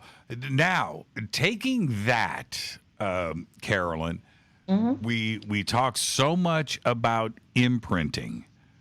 So, because each of your skulls is imprinted, and we use that. We say that all the time, and I think that. I expect everybody to understand what we are referring to. So help us out with that. What is imprinting? Thank you for asking that question, because I felt like it's so important, and sometimes you forget because, I know what I'm doing. I think everyone else kind of understands it. But imprinting is something that we were guided to do, Einstein being a verified ancient crystal skull. That means very, very, very, very old and rare, and carries a lot of information as like a computer that's been absorbing and bringing information to this planet for a very long time. So there's some amazing things there. When we set a skull, a new skull that we would receive or have carved in Einstein's image, we set it next to Einstein. Then we'll do ceremony, we'll do prayers, meditation, and we have an underground, what we call kiva. It's a meditation place built out of stone in a traditional way. It's a magical, magical place. It's underground, so the idea is that you are down in the Mother Earth meditating, and it blocks out the electromagnetic field. We go in there, we beat drums, we light candles, we pray, and we have an exchange of energy with Einstein and all of the skulls that we sell and we make available. And that's what the imprinting is. They receive the energy and the wisdom and the knowledge of the ancient crystal skull. So when you get a crystal skull from us, or a pyrite skull isn't really a crystal skull, or a ruby skull isn't really a crystal skull, they have different properties with different purpose, but you then get that energy. So when you receive it, what you can do, people go, well, what do I do? Well, you sit quietly with it. Everything with the crystal skull is contemplate, sit, stillness. Everything in these times right now that a lot of people could talk a lot about, what you can do is the more stillness, the more you go within, the more you are just, you don't have to formally meditate. I sit in the garden and do nothing but maybe hold the skull or sit with Einstein, and I have revelations. I've done it a while, but you can too. Anybody can have amazing experiences through that stillness. And that's how you receive the imprinting that we have put into the skulls. We use the full moons and the new moons and the solstice or the equinox because these are powerful times in the universe and they're amplified energies. So we take advantage of the Earth's amplified energies and the life force of the planet to do different ceremonies and make things happen with the intention of love in our heart. Is every crystal skull, let's just say skull, that you are sending out, everyone is imprinted? Oh, yes. Every one of them has spent time with Einstein. Even the tiny, even like tiny little Gitana here. Oh, yes. They loved, you know what I do with them? I might not have ever told you, but sometimes Einstein's eyes are pretty big. I set them in his eyes. I put them on his head. I never even thought about that. Yeah, we do it for fun, they're, but we actually have round spheres that we do put in Einstein's eyes, and we charge them, and then people buy just a set of what we call Einstein's eyes, like having 2 crystal balls to meditate with. Right. Those are off the charts. I say never sleep with those. Those are too dangerous to sleep with. But I say yes, meditate with those. Those are pretty amazing. I just put Gitana in Elvis's eye socket. I had. You did? Yeah, right now. Yeah, it fits right in there. Wow, that's crazy. That's crazy. And Gitana, this is. I'm going to tell everybody the short version of the story. Carolyn sends me an email. She goes, Jimmy, I'm sending this to you. This is, and I saw the picture, and I went, wow, okay, but I had no idea the size. Right? I didn't know. And you didn't know you were getting a little tiny. Right. I didn't know, but because she's so perfectly carved, so when you sent me the picture, I thought, normal size skull, no big deal. But for you to say this is your next skull, I'm taking it seriously, right? So I get the package in the mail. I wonder what this is from Carolyn. I'm expecting a skull, so this must be something else. And I opened it up, and there she was. I went, oh, my God, look at this. Are you kidding me? This, right? So anyway, I couldn't wait for Rita to get her. And now she has turned into one of the most mischievous, troublemaking, independent, on her own journey thing that I can't stress it enough. Fun, but she has disappeared so many times. Disappeared. Where I'm looking at Rita's underneath the bed, right? I'm like, what's going on? I can't find Gitana. And I was like, I'm not going on this search. I'm not going to do it because I've done it so many times, and we never found her. Right? No, we've never found her. She's only appeared. I love that. Yeah, do you follow what I'm saying? It's not like we went, aha, here she is. No. It ain't that kind of party with Gitana. Well, your interaction with Rita is so much fun that even makes the skulls come more alive. Yeah, we have Core Zone, too, also rose quartz. And this is Core Zone. And also on our nightstand, Ruby. I'm sorry, Ruby. Yeah. And gorgeous skull. And we've had her almost the longest, not quite, but we've had her for quite a long time. And Corazon went everywhere with Rita for years. Always in the pocket. Always, if we were on a road trip, it was Corazon that went with us. Aww. And she has been all over the country. And she's another one. She's kind of found her home now. She doesn't wander as much. But she's done her own journey. But Gitana, I can't tell you, man.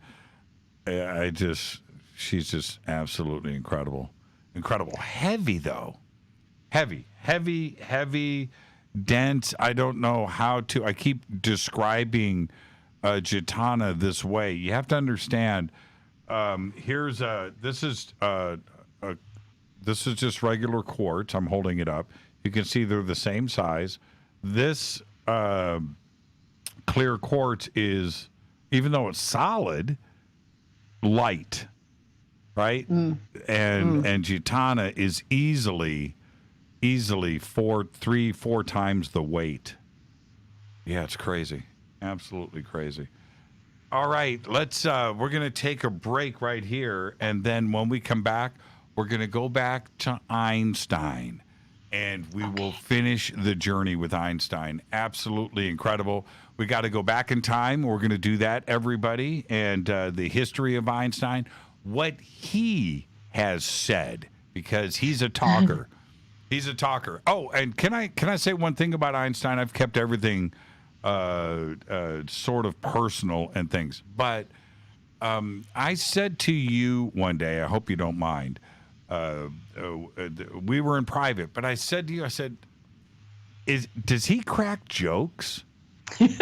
Do you remember that, Carolyn? Do you remember when I said that to you? Yeah, you can say that. We love it. But there's something humorous about Einstein. Yes. Right? Yes. I'm not wrong here, am I? No, not at all. In fact, I just want to tell you, I have a client who always a young girl. She's 14. She lives in Toronto, and she calls me with jokes. Einstein's always telling me jokes and making me laugh. 100%, because that was my experience. Okay, yeah. Deb just asked this question, and we can answer this before the break. Jimmy, please ask Carolyn, what would happen if I put my crystal skull on the top of my slot machine at the casino? Well, you know what?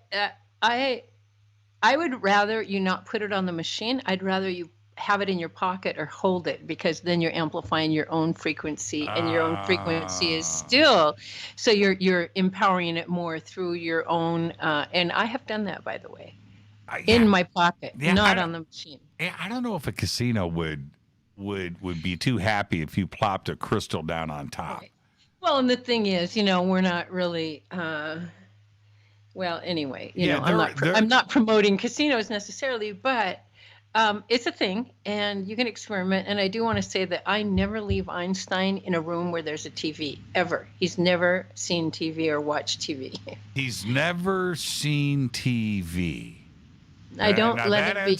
That answers a lot of questions. Let's take our break. Let's take our break right here. Our guest tonight, Carolyn Ford. We're talking about the power of crystal skulls. Now, when we come back, we're going to talk about the amazing journey. Tens of thousands of years of Einstein. We'll be right back.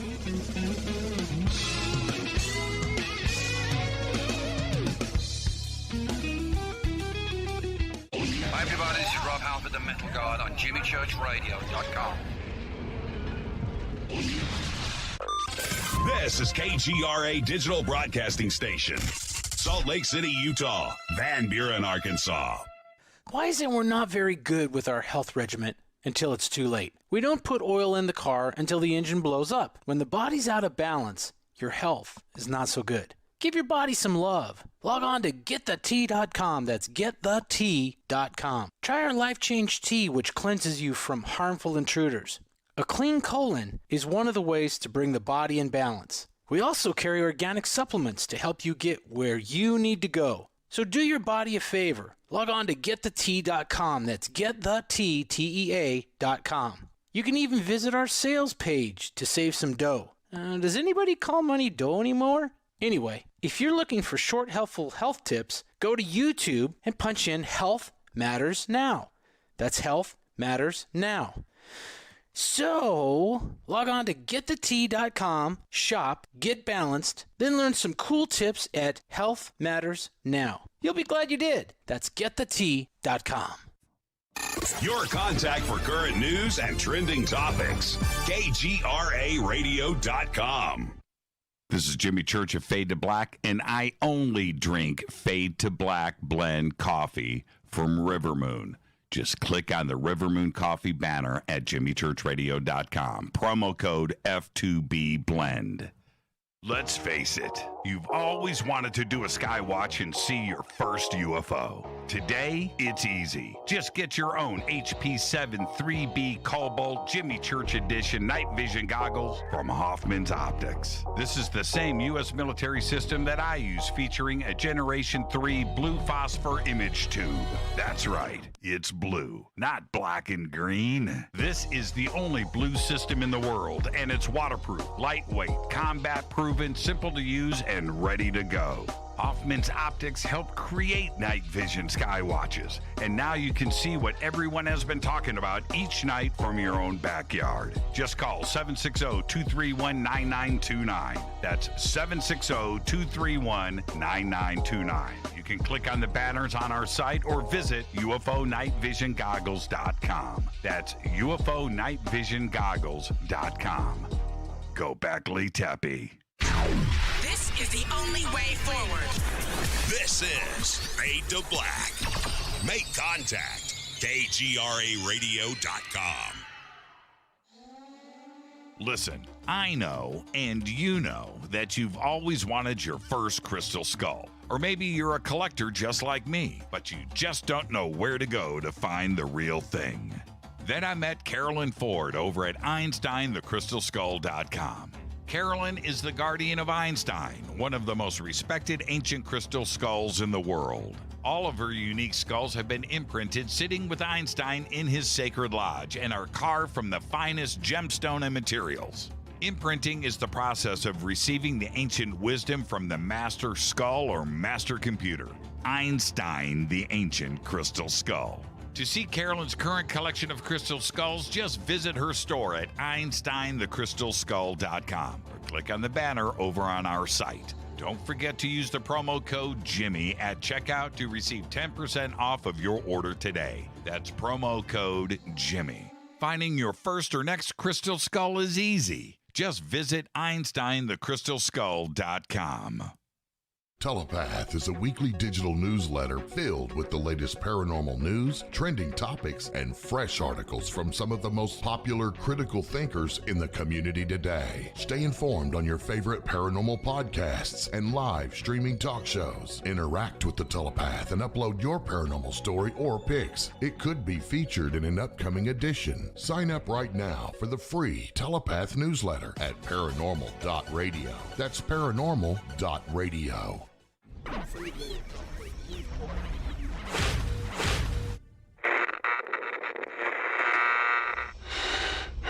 You want to know a secret? I love ponies. I really love ponies. I'm serious. I couldn't stay sane without ponies to brush. Why Fade to Black? Because you never got that pony, damn it. This is Fade to Black with Jimmy Church on the Game Changer Radio Network and KGRA, the Global Radio Alliance.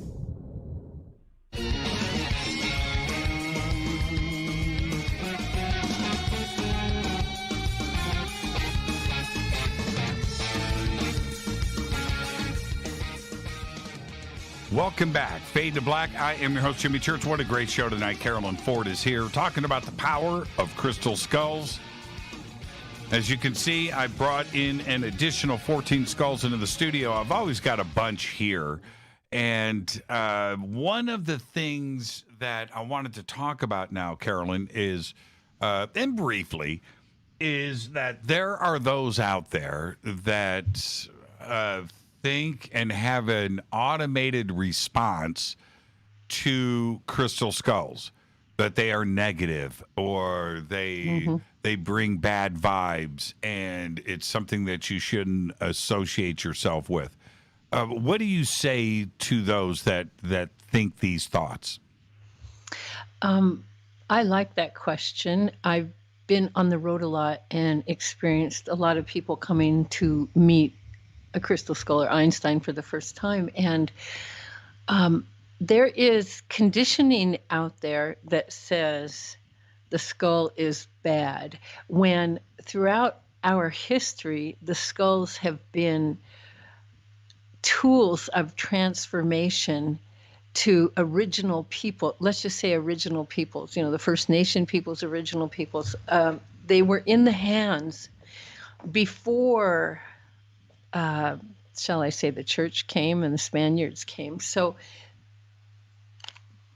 there's a little propaganda about them. And of course, they are used for negative images. But if you look at a crystal skull, it's quartz crystal primarily. That's frozen light. That's something about light, and it's it's like living life force in a sense. It's positive energy.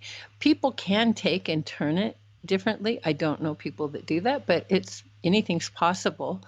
We live in a binary system, but the premise of the crystal skull is about opening the heart, giving you the reflection of yourself, awakening humanity. People have a lot of, I can tell you so many times, people would come in, they were a little unsure of what they were going to experience. They walk in the room where we're doing sessions with Einstein, the crystal skull, and they burst out crying because they just had this opening. And so it's conditioning in the mind of our different cultures that make people feel afraid or scared. But many people have come to me with that fear and sat quietly 5 feet, 10 feet away from Einstein until they went, oh, this feels good. So I just say, give it a chance. Don't just close your mind unconditionally, because there's so much more to be understood here. Yeah, we have all of the symbolism, throughout history. Even the pirate flag, the skull and crossbones, I know.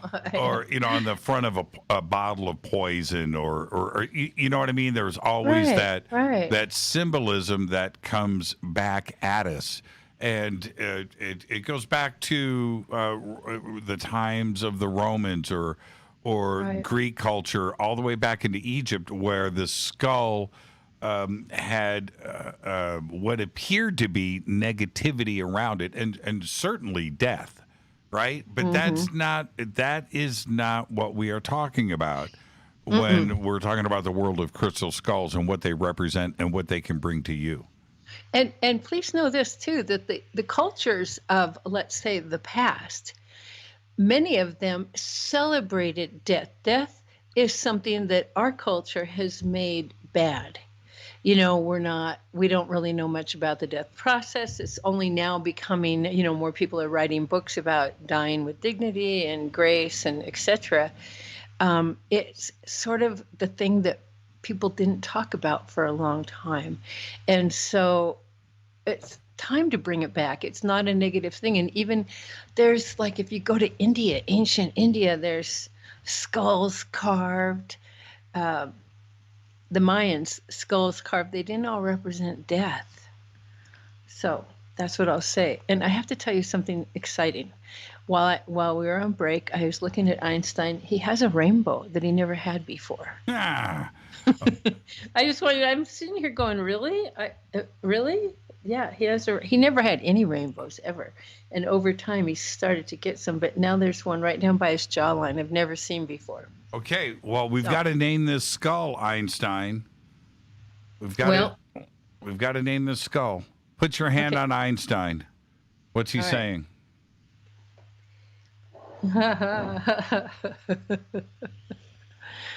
Right.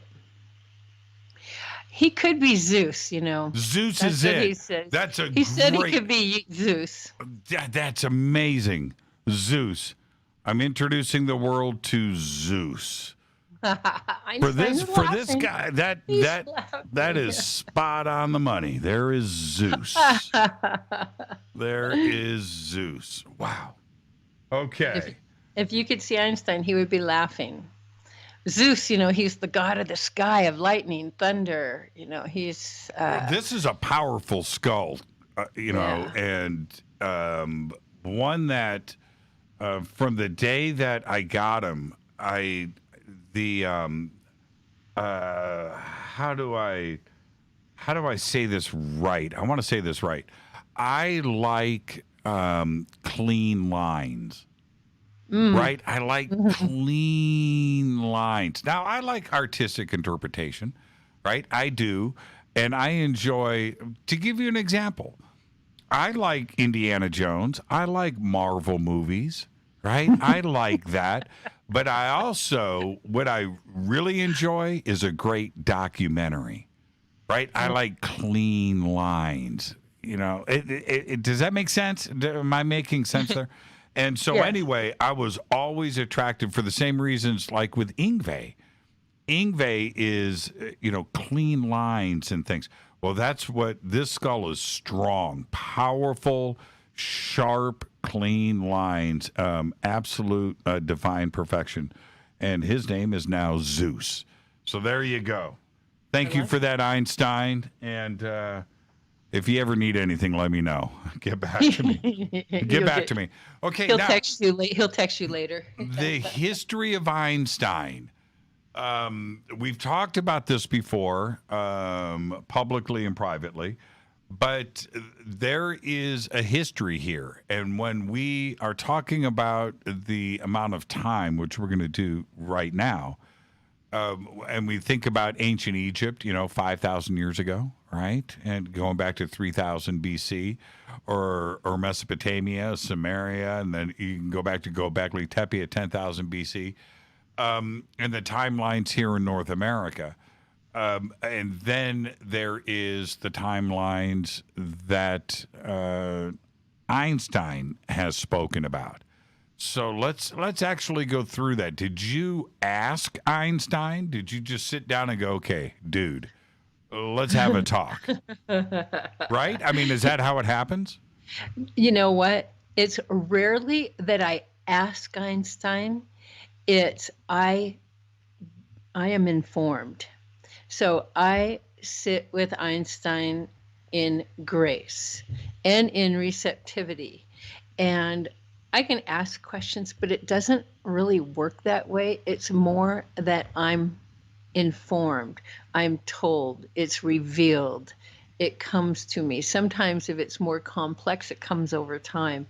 It's and so I was told this. I didn't even ask it. I was told, because there's a lot of people go, oh, so it's carved, or I just have to tell you, the crystal skull world is so complicated. And it's even more and more complicated now than ever, because there's so many skulls coming in and so many people claiming to have ancient ones or carving ones that aren't really old. There's all kinds of things going on now. And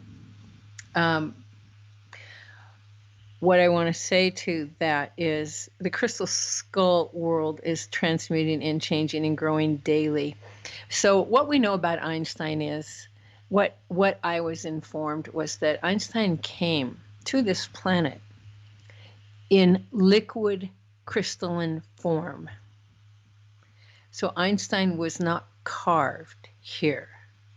Looks like a carving, acts like a carving, but when I had some of the expert carvers sit with Einstein, they almost have tears in their eyes. They're touching him going, we can't understand, the way that they would polish a skull now.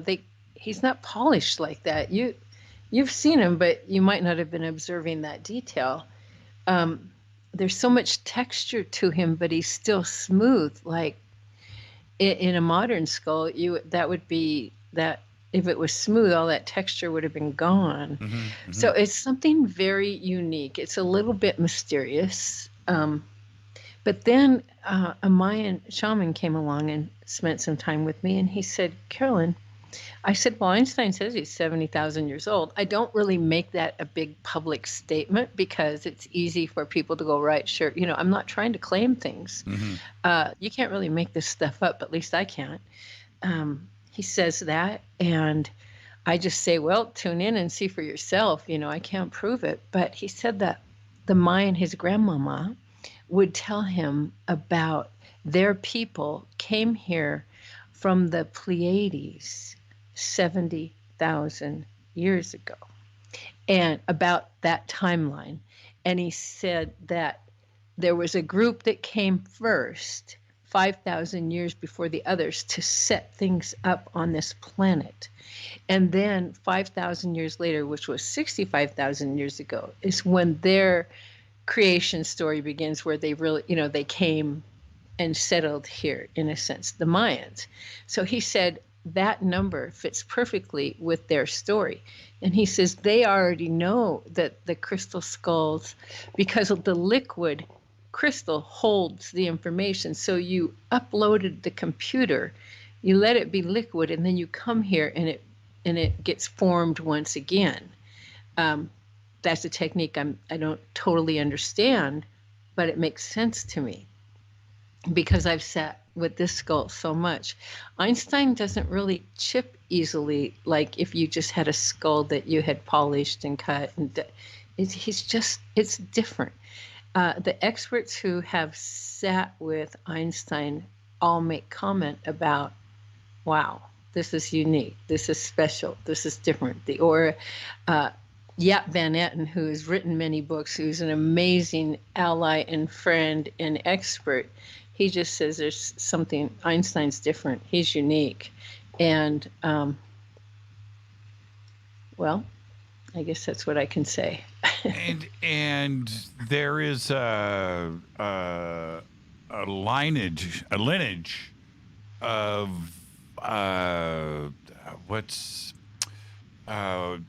that he has presented. He has mentioned names and places and things too as well. Let's talk about that. Well, you mean like where he would be from? Yeah. Well, and I remember you and I trying to pronounce names one day. Yeah. I always reluctantly tell these stories. To be honest with you, I never know how much to tell the world, really. But we can. The first word that Einstein ever said to me was, and I will not pronounce it probably correctly, but Quetzalcoatl. Close. You're good. Close. I mean, can you say it better? No, you say it perfect. Okay, well, then we're in agreement here. But that lineage and that force is considered something that's still behind Einstein, Quetzalcoatl. And there is history, there are stories, there are myths. New information came to me that Quetzalcoatl might be a force that's behind a lot of the creation of this planet. Now, that's not something I'm prepared to say publicly. Well, you just did. But see, this is the thing. I'm saying it's just, a probability. Someone presented to me, and I thought that was very interesting. Well, we have, if we take a 70,000 year timeline and you lay that out there, and we go back through Central and South American history, we're not dipping into South America necessarily, but certainly Central and North America with the Mayans and the Aztecs and the rise and fall of different kings and cities. And what was happening was Einstein, was he traded? Was he captured? Did he move from culture to culture where he was revered and he was a possession of kings? Is that what went on going back 70,000 years? Well, as we understand the ancient civilizations that are still considered mythical by some, Lemuria and Atlantis. Right. Those are both places Einstein made an appearance. This is how it's told to me by Einstein. And when you think about how do these different cultures mutate? How do they change? How do they evolve? People, we think we've been hybrid, maybe there's genetic manipulation, there's all types of probabilities of how we have evolved. Einstein says that the crystal skulls, with their information, are some of the most powerful tools of evolution that we've had, because they brought the knowledge of, well, let's say, agriculture, politics, poetry, gardens, water, plumbing. These types of things were often brought by the wisdom of the ancient computer. Well, this is what is amazing about not only what you're saying, but that 70,000 year number. Because science today, I'm talking about science, I'm not going woo-woo. Right. Talking about science and genetics and going back and studying the genome and the changes in DNA, that it was 70,000 years ago that the human brain took the turn. 70,000 years ago, the human brain effectively got switched on. And it was at that point where you went from a different way of thinking and looking at the world to the modern version of us. That was 70,000 years ago. That's when the human brain got turned on. And for you to bring out that Einstein has, this 70,000 year number is a curious one, because it comes from two different worlds, right? The 70,000 number. One is confirmed by science, right? And, okay, well, it's science, Jimmy. We can't try. Well, okay, maybe so. But nonetheless, the study of the human genome and DNA has brought out this number of 70,000 years. 70,000 years ago, the human brain got turned on. From the woo-woo side, right? I love that you put it that way. Because, And so from the other side, the spiritual side, this number, it's a very strange number to bring up, 70,000 years. And for Einstein to suggest that's what we need to look at, and that was his creation, that is very interesting. Very interesting to me. And you know what? Thank you for putting it that way. What I like, I run into a lot of naysayers, and I'm not trying to claim anything. I just say, look, I'm just sharing a little bit of what I feel and sense. Try it on yourself and see, because I'm not making any absolute statements here. It's a process of discovery and unfolding, and maybe in our lifetime we'll never know the absolute truth, but the awakening and the evolution that has happened, I'll just say within me personally, through being open to experiencing this input and share Einstein is epic. There is I wanted to get to this question. We're at the end of the show. I almost don't want to end. Let's keep going. You want to keep going? Okay, let's keep going. What does Einstein make of the Dia del Muertos celebrations in throughout the Latin America culture? Oh, that's a healthy celebration of life and death, and the celebration of the ancestors, and it's all, the sugar skulls are everywhere, and they're so, you don't meet people in the Mexican culture, let's say Spanish, well, mostly Mexico, it's that are afraid. I mean, this is something that they embrace. Yeah, I said it wrong. Dia de los Muertos. There you go. Right. I got to just throw on my my Los Angeles hat there and get that correctly. I see. This is and when you look at the celebrations and the parades and the get-togethers, when you see that, you don't. It's a celebration. It's a celebration. There is nothing scary about it. No. There is an element of unknown to it. You know what I mean? There's that. Right. There, because death is one of the great unknowns, and I understand that. But to see the costumes and the skulls and how it's done and the bright colors and the dark colors and black and white, there is an element of the unknown for me, like voodoo. Right. New Orleans. Man, there is something about that city, and it's so cool, but there is something unknown about it. It's a dark, mysterious place. Man. Has Einstein been to New Orleans? Well, no, Einstein hasn't. I don't think I would take Einstein. I know, right? I go there, but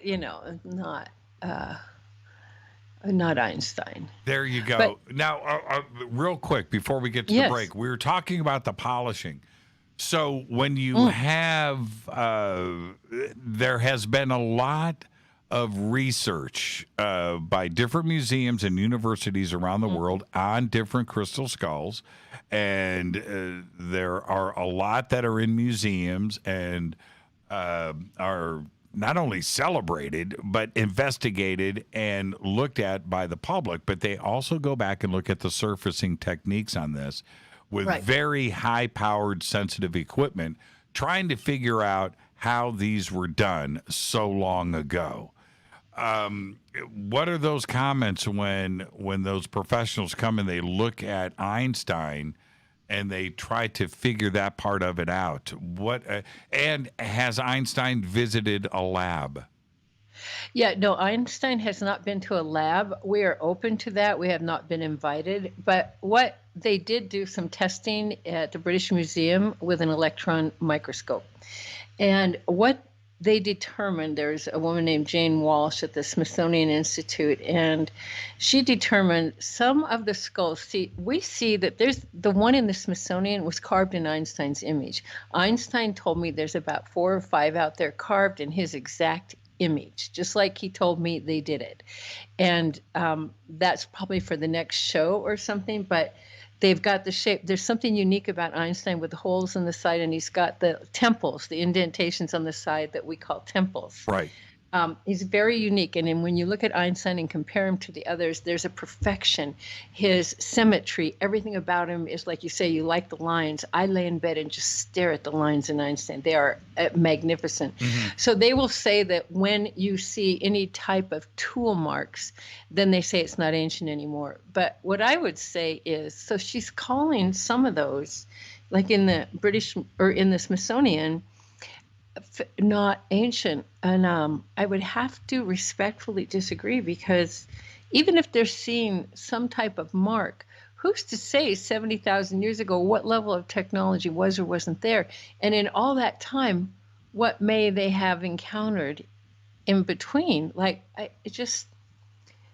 I feel the ancient part of some of these skulls, and there's naysayers. So I think there's more to it, and we'll have to get Einstein under some type of lab. But even the British Museum did testing on a few of the well-known ones, and then they wouldn't give the report to the public. So what's going on here?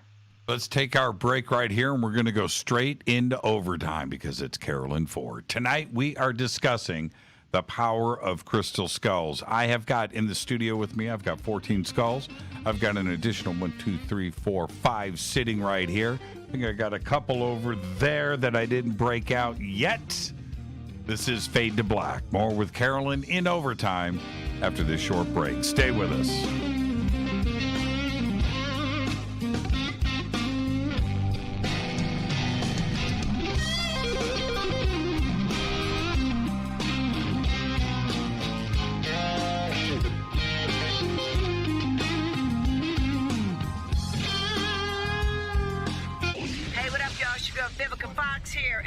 Listening to my boy, Jimmy Church, on jimmychurchradio.com. Despite popular opinion, reading a book will not make you smarter. But listening to Jimmy Church will. This is Jimmy Church of Fade to Black, and I take Life Change Tea supplements every single day. It's what I do. Click on their banner at jimmychurchradio.com. When you take the beans from Central America with dashes of Indonesian and African mixed in and then roast it to the dark side of Fade to Black, you create the ultimate brew of fringe. Introducing the Fade to Black blend from Rivermoon Coffee. Yes, Rivermoon's darkest customized roast was created for the love of Fade to Black. The alchemy of masterful roasting and smoking the beans is in every sip of this full-bodied, dark Java. I need my coffee dark, deep, with distinct bittersweet chocolate highlights, just like the bunker. Leaning further into the darkness of the roast is Fade to Black blend from Rivermoon Coffee. Just click on the banner at jimmychurchradio.com and use the promo code F2BBLEND for 15% off of your order today. Go Beckley Teppy. Hello, my name is Billy Carson, and I am a best-selling author and the founder of ForbiddenKnowledge.tv. Together with my team, we have built an all-new conscious streaming TV platform designed with every family member in mind. If you have ever wanted to travel the world and attend lectures and workshops from your favorite speakers but weren't able to, look no further. ForbiddenKnowledge.tv. There are dozens of workshops and lectures from speakers you know and love. We have also included amazing categories to assure that your consciousness is entertained and elevating on a daily basis. Amazing interviews, ancient history, ascension knowledge, wisdom teachings, documentaries, conspiracies, mysteries, health and fitness, conscious cooking, meditations, finance, yoga, and so much more. To start your free trial on any mobile device or computer, surf to ForbiddenKnowledge.tv. That's Forbidden Knowledge with the number 4, ForbiddenKnowledge.tv. Again, visit ForbiddenKnowledge.tv today. Are you intrigued by Paranormal Talk Radio? You'll love the new Paranormal Radio app from TalkStream Live. You'll find a great selection of talk shows covering UFOs, ghosts, strange phenomena, and much more. Download the Paranormal Radio app now and start listening to the very best in paranormal talk entertainment, including the network you're listening to right now, the Paranormal Radio app. Free in Google Play and the iOS App Store. Erica, Brittany, Gabby, and you're listening to JimmyChurchRadio.com. It's not a lifestyle we chose. We were born this way. KGRARadio.com.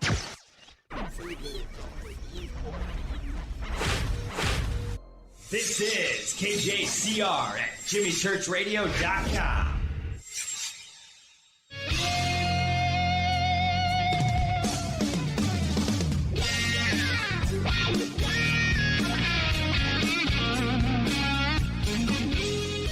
Welcome back, Fade to Black. Whoa, I am your host, Jimmy Church. Our guest tonight, Carolyn Ford. We are discussing the power of crystal skulls. We went through a bunch of skulls that are here in my collection, of course, the properties and what each skull is carved from and what it represents. And you can see, I want you to go to EinsteinTheCrystalSkull.com. The links are over at JimmyChurchRadio.com. You can just click and head straight over, and you can look at some of the amazing skulls in Carolyn's collection, and that are all imprinted from Einstein. And this is the thing. Also tonight in the feed, hashtag F2B, you can see, probably 30 or 40 different skulls from Carolyn that are up, and we posted a bunch of them. I want to thank Mark Tarana for getting those up and posted. They're absolutely incredible. And what you need to do, this is the thing, and I've done it with Carolyn and her website.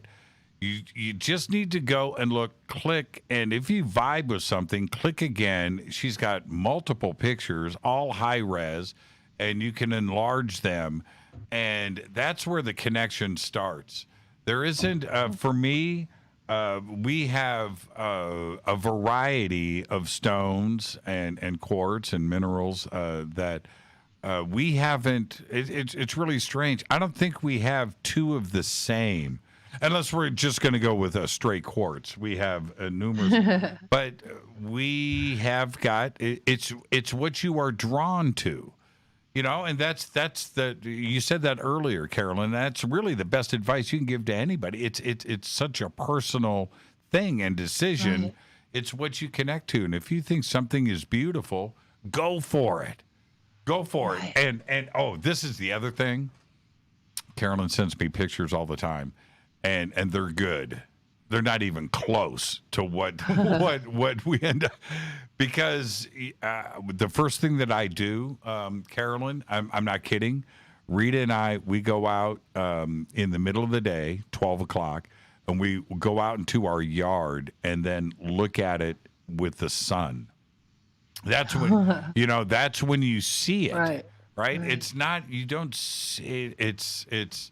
That's when it comes to life. And we've always tried to, you're going to laugh at this because I know you battle this every single day, is we're looking at it in the sun, whatever skull it is, and we're trying to capture with our camera what we're seeing.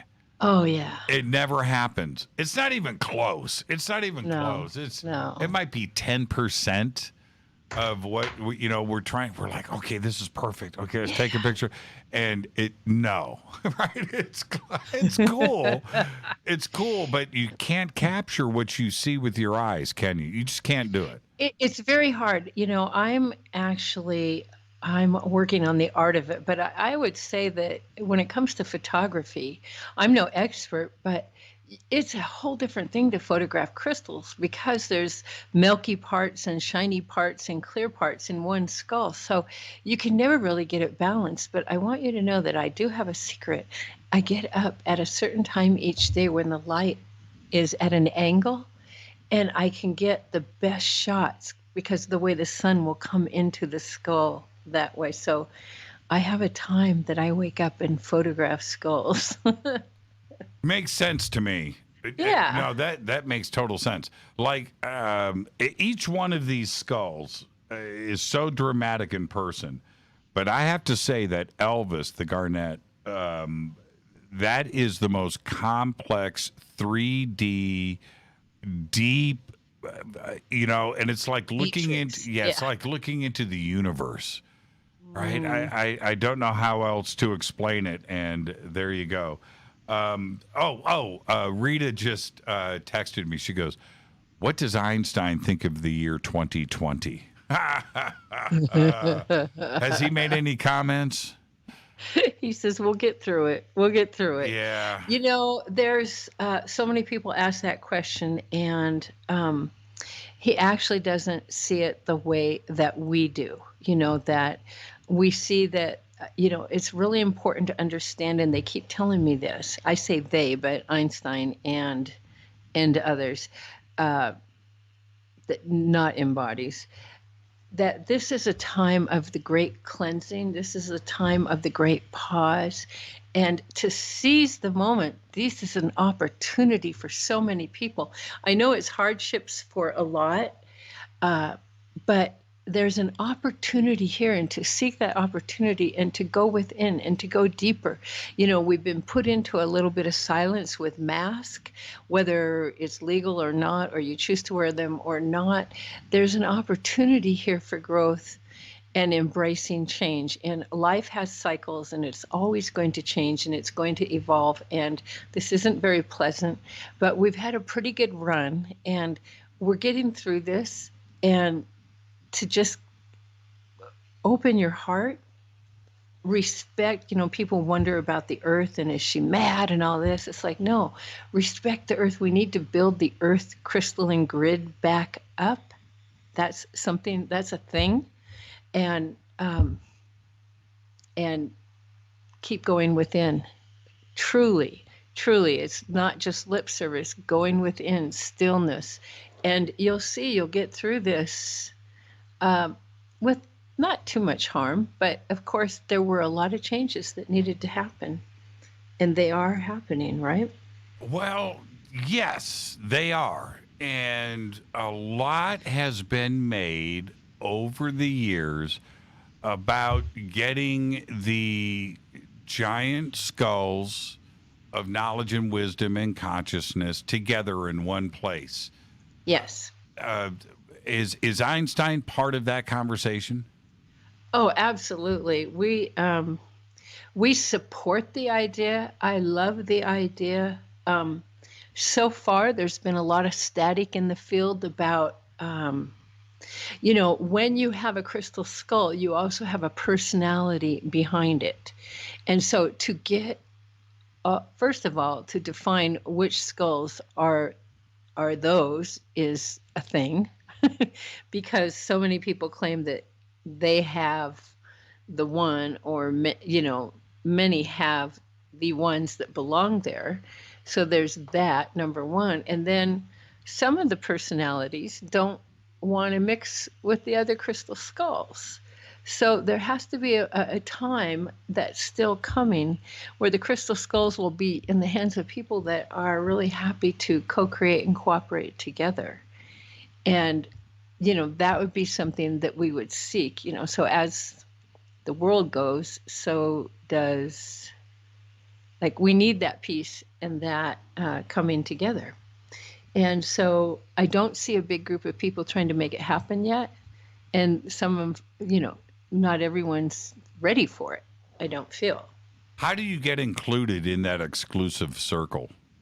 Well, it's kind of like, it's beyond invited. You know when you belong. You know, have you ever been somewhere and you were like wanted to be part of it, but you know you just didn't belong? Every day. Every day. Every day at 7 p.m. Pacific time when we start this show. See, this is, and it's one of the most fascinating subjects that we can talk about and think about. You go and you do some research into this, where this has been talked about for a long time, and that there's one missing skull, and there is information in each one of these skulls, and once the missing skull is brought in, we'll know it, and they'll unlock each other, and the next thing you know, we are entering a new age, right? And you go and you research this, and you start to look. It's a fascinating subject. So where's the missing skull? Who knows about it? These other skulls, do they know each other? Are they aware of each other? What has happened when they have gotten together? Has it been a partial lighting of the Christmas tree, right? But I love that. Yeah. You know, we've met with a number of them, and still there's just something that's not ready. You know, there's something that, and we see that there's a change coming. There's a changing coming with this. Once we get past 2020 and we move into the next year, maybe things get more stable. That's what we're hoping, right? They can't get less stable, or maybe, but I think it's still down the road a little ways, and there is so many. If I can just say it, fake crystal skulls that, I mean, I've gotten contacted by people that are making the fake ones, and they're trying to tell me mine's not real, and the ones that they put fake aging on are the real ones and the way they're supposed to come out. And of course, we know different. I know differently, but what there just has to be a sorting out where it's not a question anymore. And maybe there will be another level of testing, because even the test, you know, the experts weren't really revealing all the answers. So something needs to shift just a little bit so that we can really discern which ones are ancient, what's part of the group of skulls. You know how many people have the 13th crystal skull right now? Yeah, I know. They claim that. It's like, what? Oh, no. So I try not to get involved in any of that judgment or discussion so much as I'm just saying it here, as like, I think it will all sort it, you know, the truth will rise to the surface here.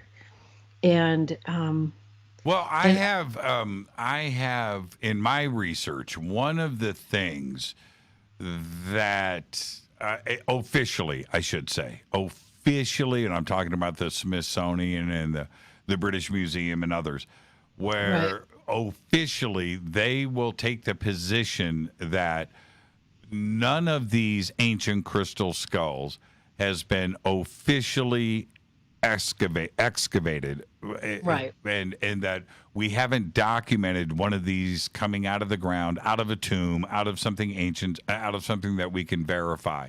They've been around for a long time, Right, but they right. haven't. And they even the story behind the Mitchell Hedges skull, which is a unique skull in of its Right. own, separate jaw, 2-piece skull, beautiful Right. skull, tiny skull, by the way. Right, I know. right. I Small. know. Yeah, you've seen the Mitchell Hedges, and I've been right there on top of it and looked at it. Beautiful skull. It was so much smaller. You see it in pictures, and then when you see it in person. But the point being, even the story behind it has been questioned. You know, that Right. was supposed to have Right. come from a Mayan archaeological dig, and it's got a great story behind it. But Right. even that has been put into question. Right, right. They claim, well, I'm not going to get into their story, but there's claims about it. And the thing is, when you sit with the Mitchell Hedges, you get a lot of, you get energy. You can feel it. So at the end of the day, if we're not trying to get them all together, even if there's controversy, feel the skull, receive what it has to offer, and let these be awakening tools until they sort out. Now, this story of bringing all of the 12 skulls and one in the center, that's a story that's been passed down for quite some time. Mm-hmm. And has its time come and gone? Is it still an effective story? Like you look at the Hopi prophecy rock, and they say the lines on it change. Some of the prophecies that were going one direction change. Timelines change. So maybe that story isn't even the way it's going to play out anymore. Yes, and has Einstein and Mitchell Hedges been together?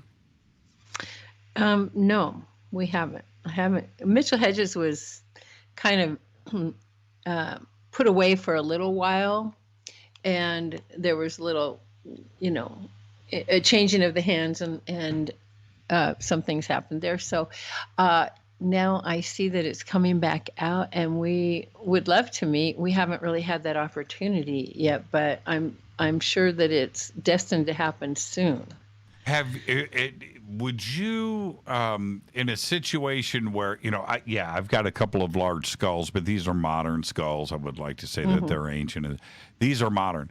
But when you get something with some history behind it, and it's not modern, and you get do you see? Do they change colors? Do they change attitude? Is there an emotional response when you have two or more, right? That are together. That interaction that happens. Tell me about that. Yes.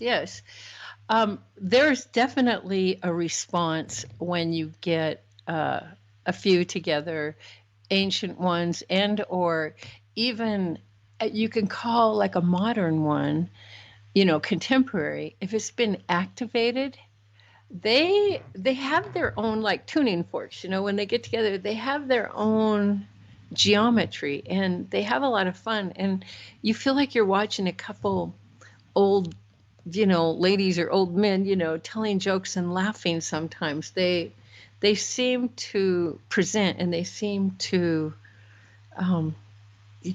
the colors change. If you can see the auras, you see the auras change. You see the colors change.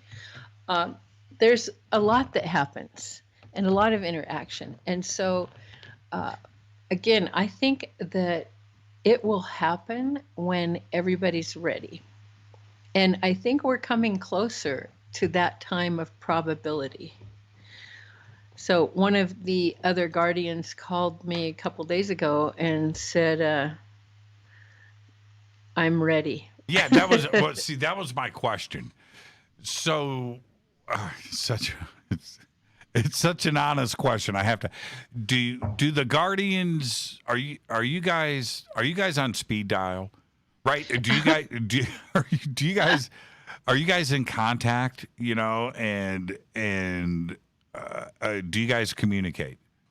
Yes. Not all communicate with all because there's a little edge sometimes, but No, yes, there's ego. There's ego. Yeah. You can say it. Yeah.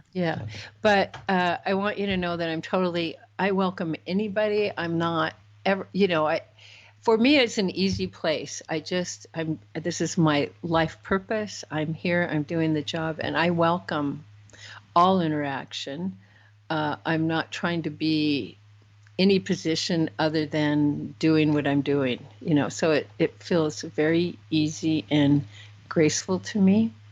And yes, we're not all on speed dial, but a lot of us are. Well, it's just like anything else, it's just really, really funny. I've talked to different guardians and things, and I hear it's never really about Einstein, which is really weird. Everybody likes Carolyn. But it's really funny how you get others. There's smack talk, man. There's smack talk that goes on out there. Yeah, it's out there. I don't want anything. So hopefully I stay neutral and under the radar. But that's what I try. Yeah, you're on the good list. You're on the good list. It's a small little club, It's a small little club. It's a tiny, tiny club. Now, I want to ask you this. Yes. For those out there that have listened to this show tonight and have seen some of the images and have certainly watched me present some of our skulls here, that is ready. They want to dip their toe in the water. What's the best advice that you can give them as they head over to your website and they start looking at some of these amazing skulls? Well, first I would say that a lot of skulls that I have are not even listed on the website yet. So be patient when you're looking. But when people find a skull that is for them, let's say, like so many days I get a note saying, oh, this one called me. And when you see the pictures, and I take my time making as nice a photograph as I can in a reasonable amount of time, so that you can really perceive the skull. And they often get names. I tried not to name them, then everybody wants me to name them. So I usually give them names.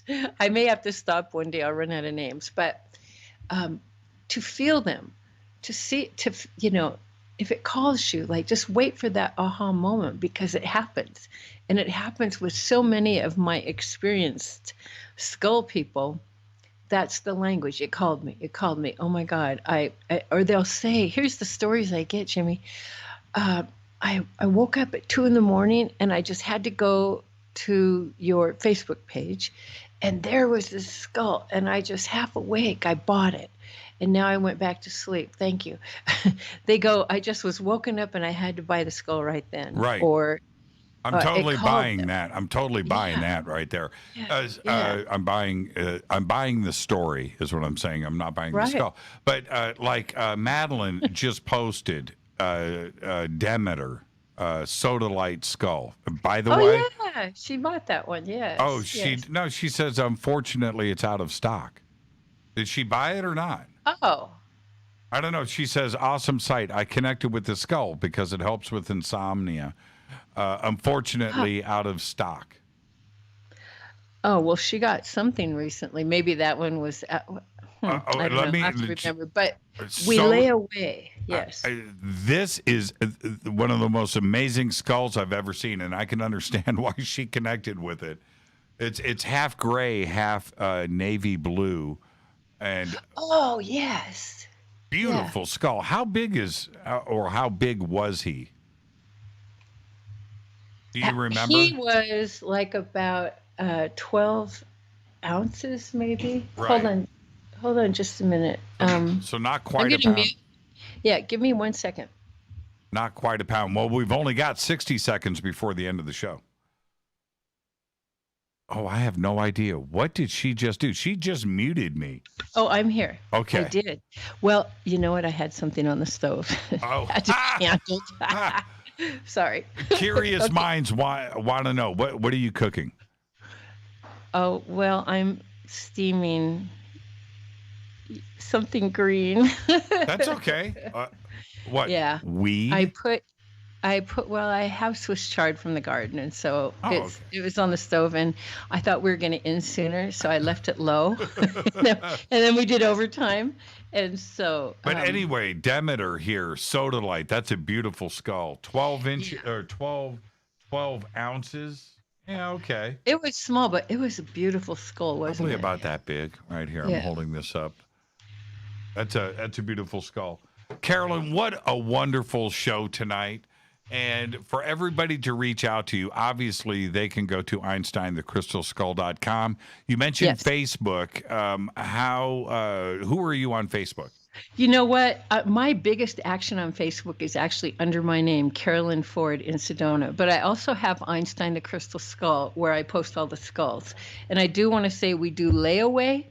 That's a really big part of the business. And the other thing is, if people don't see what they want, I have thousands of skulls here that I haven't had time to list. Ask, because then I'll take the time and send you a couple photos of something that might fit what you're looking for. Can I just mention really quick? I saw your picture today of Buck. I mean, how cool is that, right? Is that the best? Yes, and so it's a picture of this young buck deer that it was following Carolyn this morning on her walk, but he wouldn't come up to you. He stayed, but he just wanted to hang out, didn't he? He did. He was so curious. He kept looking at me, and then I'd walk a little, and he'd walk a little, and I was like, it's not usual behavior for a buck. He has nice velvet rack. He's got 6 points or something. Right. And he was almost like a spirit deer. You know, we run into spirit animals here where the spirit comes to be with you in the form of an animal. So it could have just been a spirit, but he was I've been thinking about him all day. I had like a connection with him, and I've been feeling him and hoping he's okay. And, I wanted to bring him treats, but, he's wild. Yeah, he's wild. But I saw the picture. I was like, man, I'm so jealous. That is just so cool. Everybody wants a deer to follow them around on their morning that was walk. So cool. Hey, one last thing. Sure. Somebody just wrote me a beautiful note, a testimonial about the meditation and how important it was to him and his wife. Yeah. And it's personal, and so I won't go further, but it's just a really sweet note. Yeah, I got a few emails already about that. So thank you. What a great show. I expected to have this much fun. Thank you so much, Carolyn. And now go hang out with Einstein and get your cooking done. And eat my greens. And we'll talk over the next couple of days. Oh, Thank you you're so the much. best, Jimmy. Thank you so much. And I don't know what you say at the end, but I'm going to say, Lisa. She just texted me. You made me cry. Lisa, you're the best. This show tonight is because of Lisa Frith. Yeah. And there you go. This has it's been going on for years now, but there's always a progenitor. There's always a source. And in this case, it's Lisa Frith. Lisa, enjoy your night. Thank you so much, Carolyn. And let's speak over the next couple of days. Okay. Love to Rita. Bye. She's listening. Thank you so much. Carolyn Ford. Very simple. EinsteinTheCrystalSkull.com. Head straight over there. So much to see and so much information. The links are over at JimmyChurchRadio.com. Fade to Black's executive producer is Rita Camarion. Shows produced by Hilton J. Palmer, Renee, Dennis, and Kevin. Announcers are Steve Harder, Gene Vitello, Mark D. Kovar. Webmaster is Drew the Geek. Music is Doug Aldrich. Intro, Spaceboy, SpaceboyMusic.com. Syndication is KGRA The Planet. Fade to Black is produced by KJCR for the Game Changer Network. This broadcast owned and copyrighted 2020 by Fade to Black and the Game Changer Network, Inc. It cannot be rebroadcast, downloaded, copied, or used anywhere in the known universe without written permission from Fade to Black of the Game Changer Network. I'm your host, Jimmy Church. Tomorrow night is Thursday. It's Fader night. It's open lines all night long. I'll see everyone tomorrow, but until then, be safe. Go Beckley Teppy.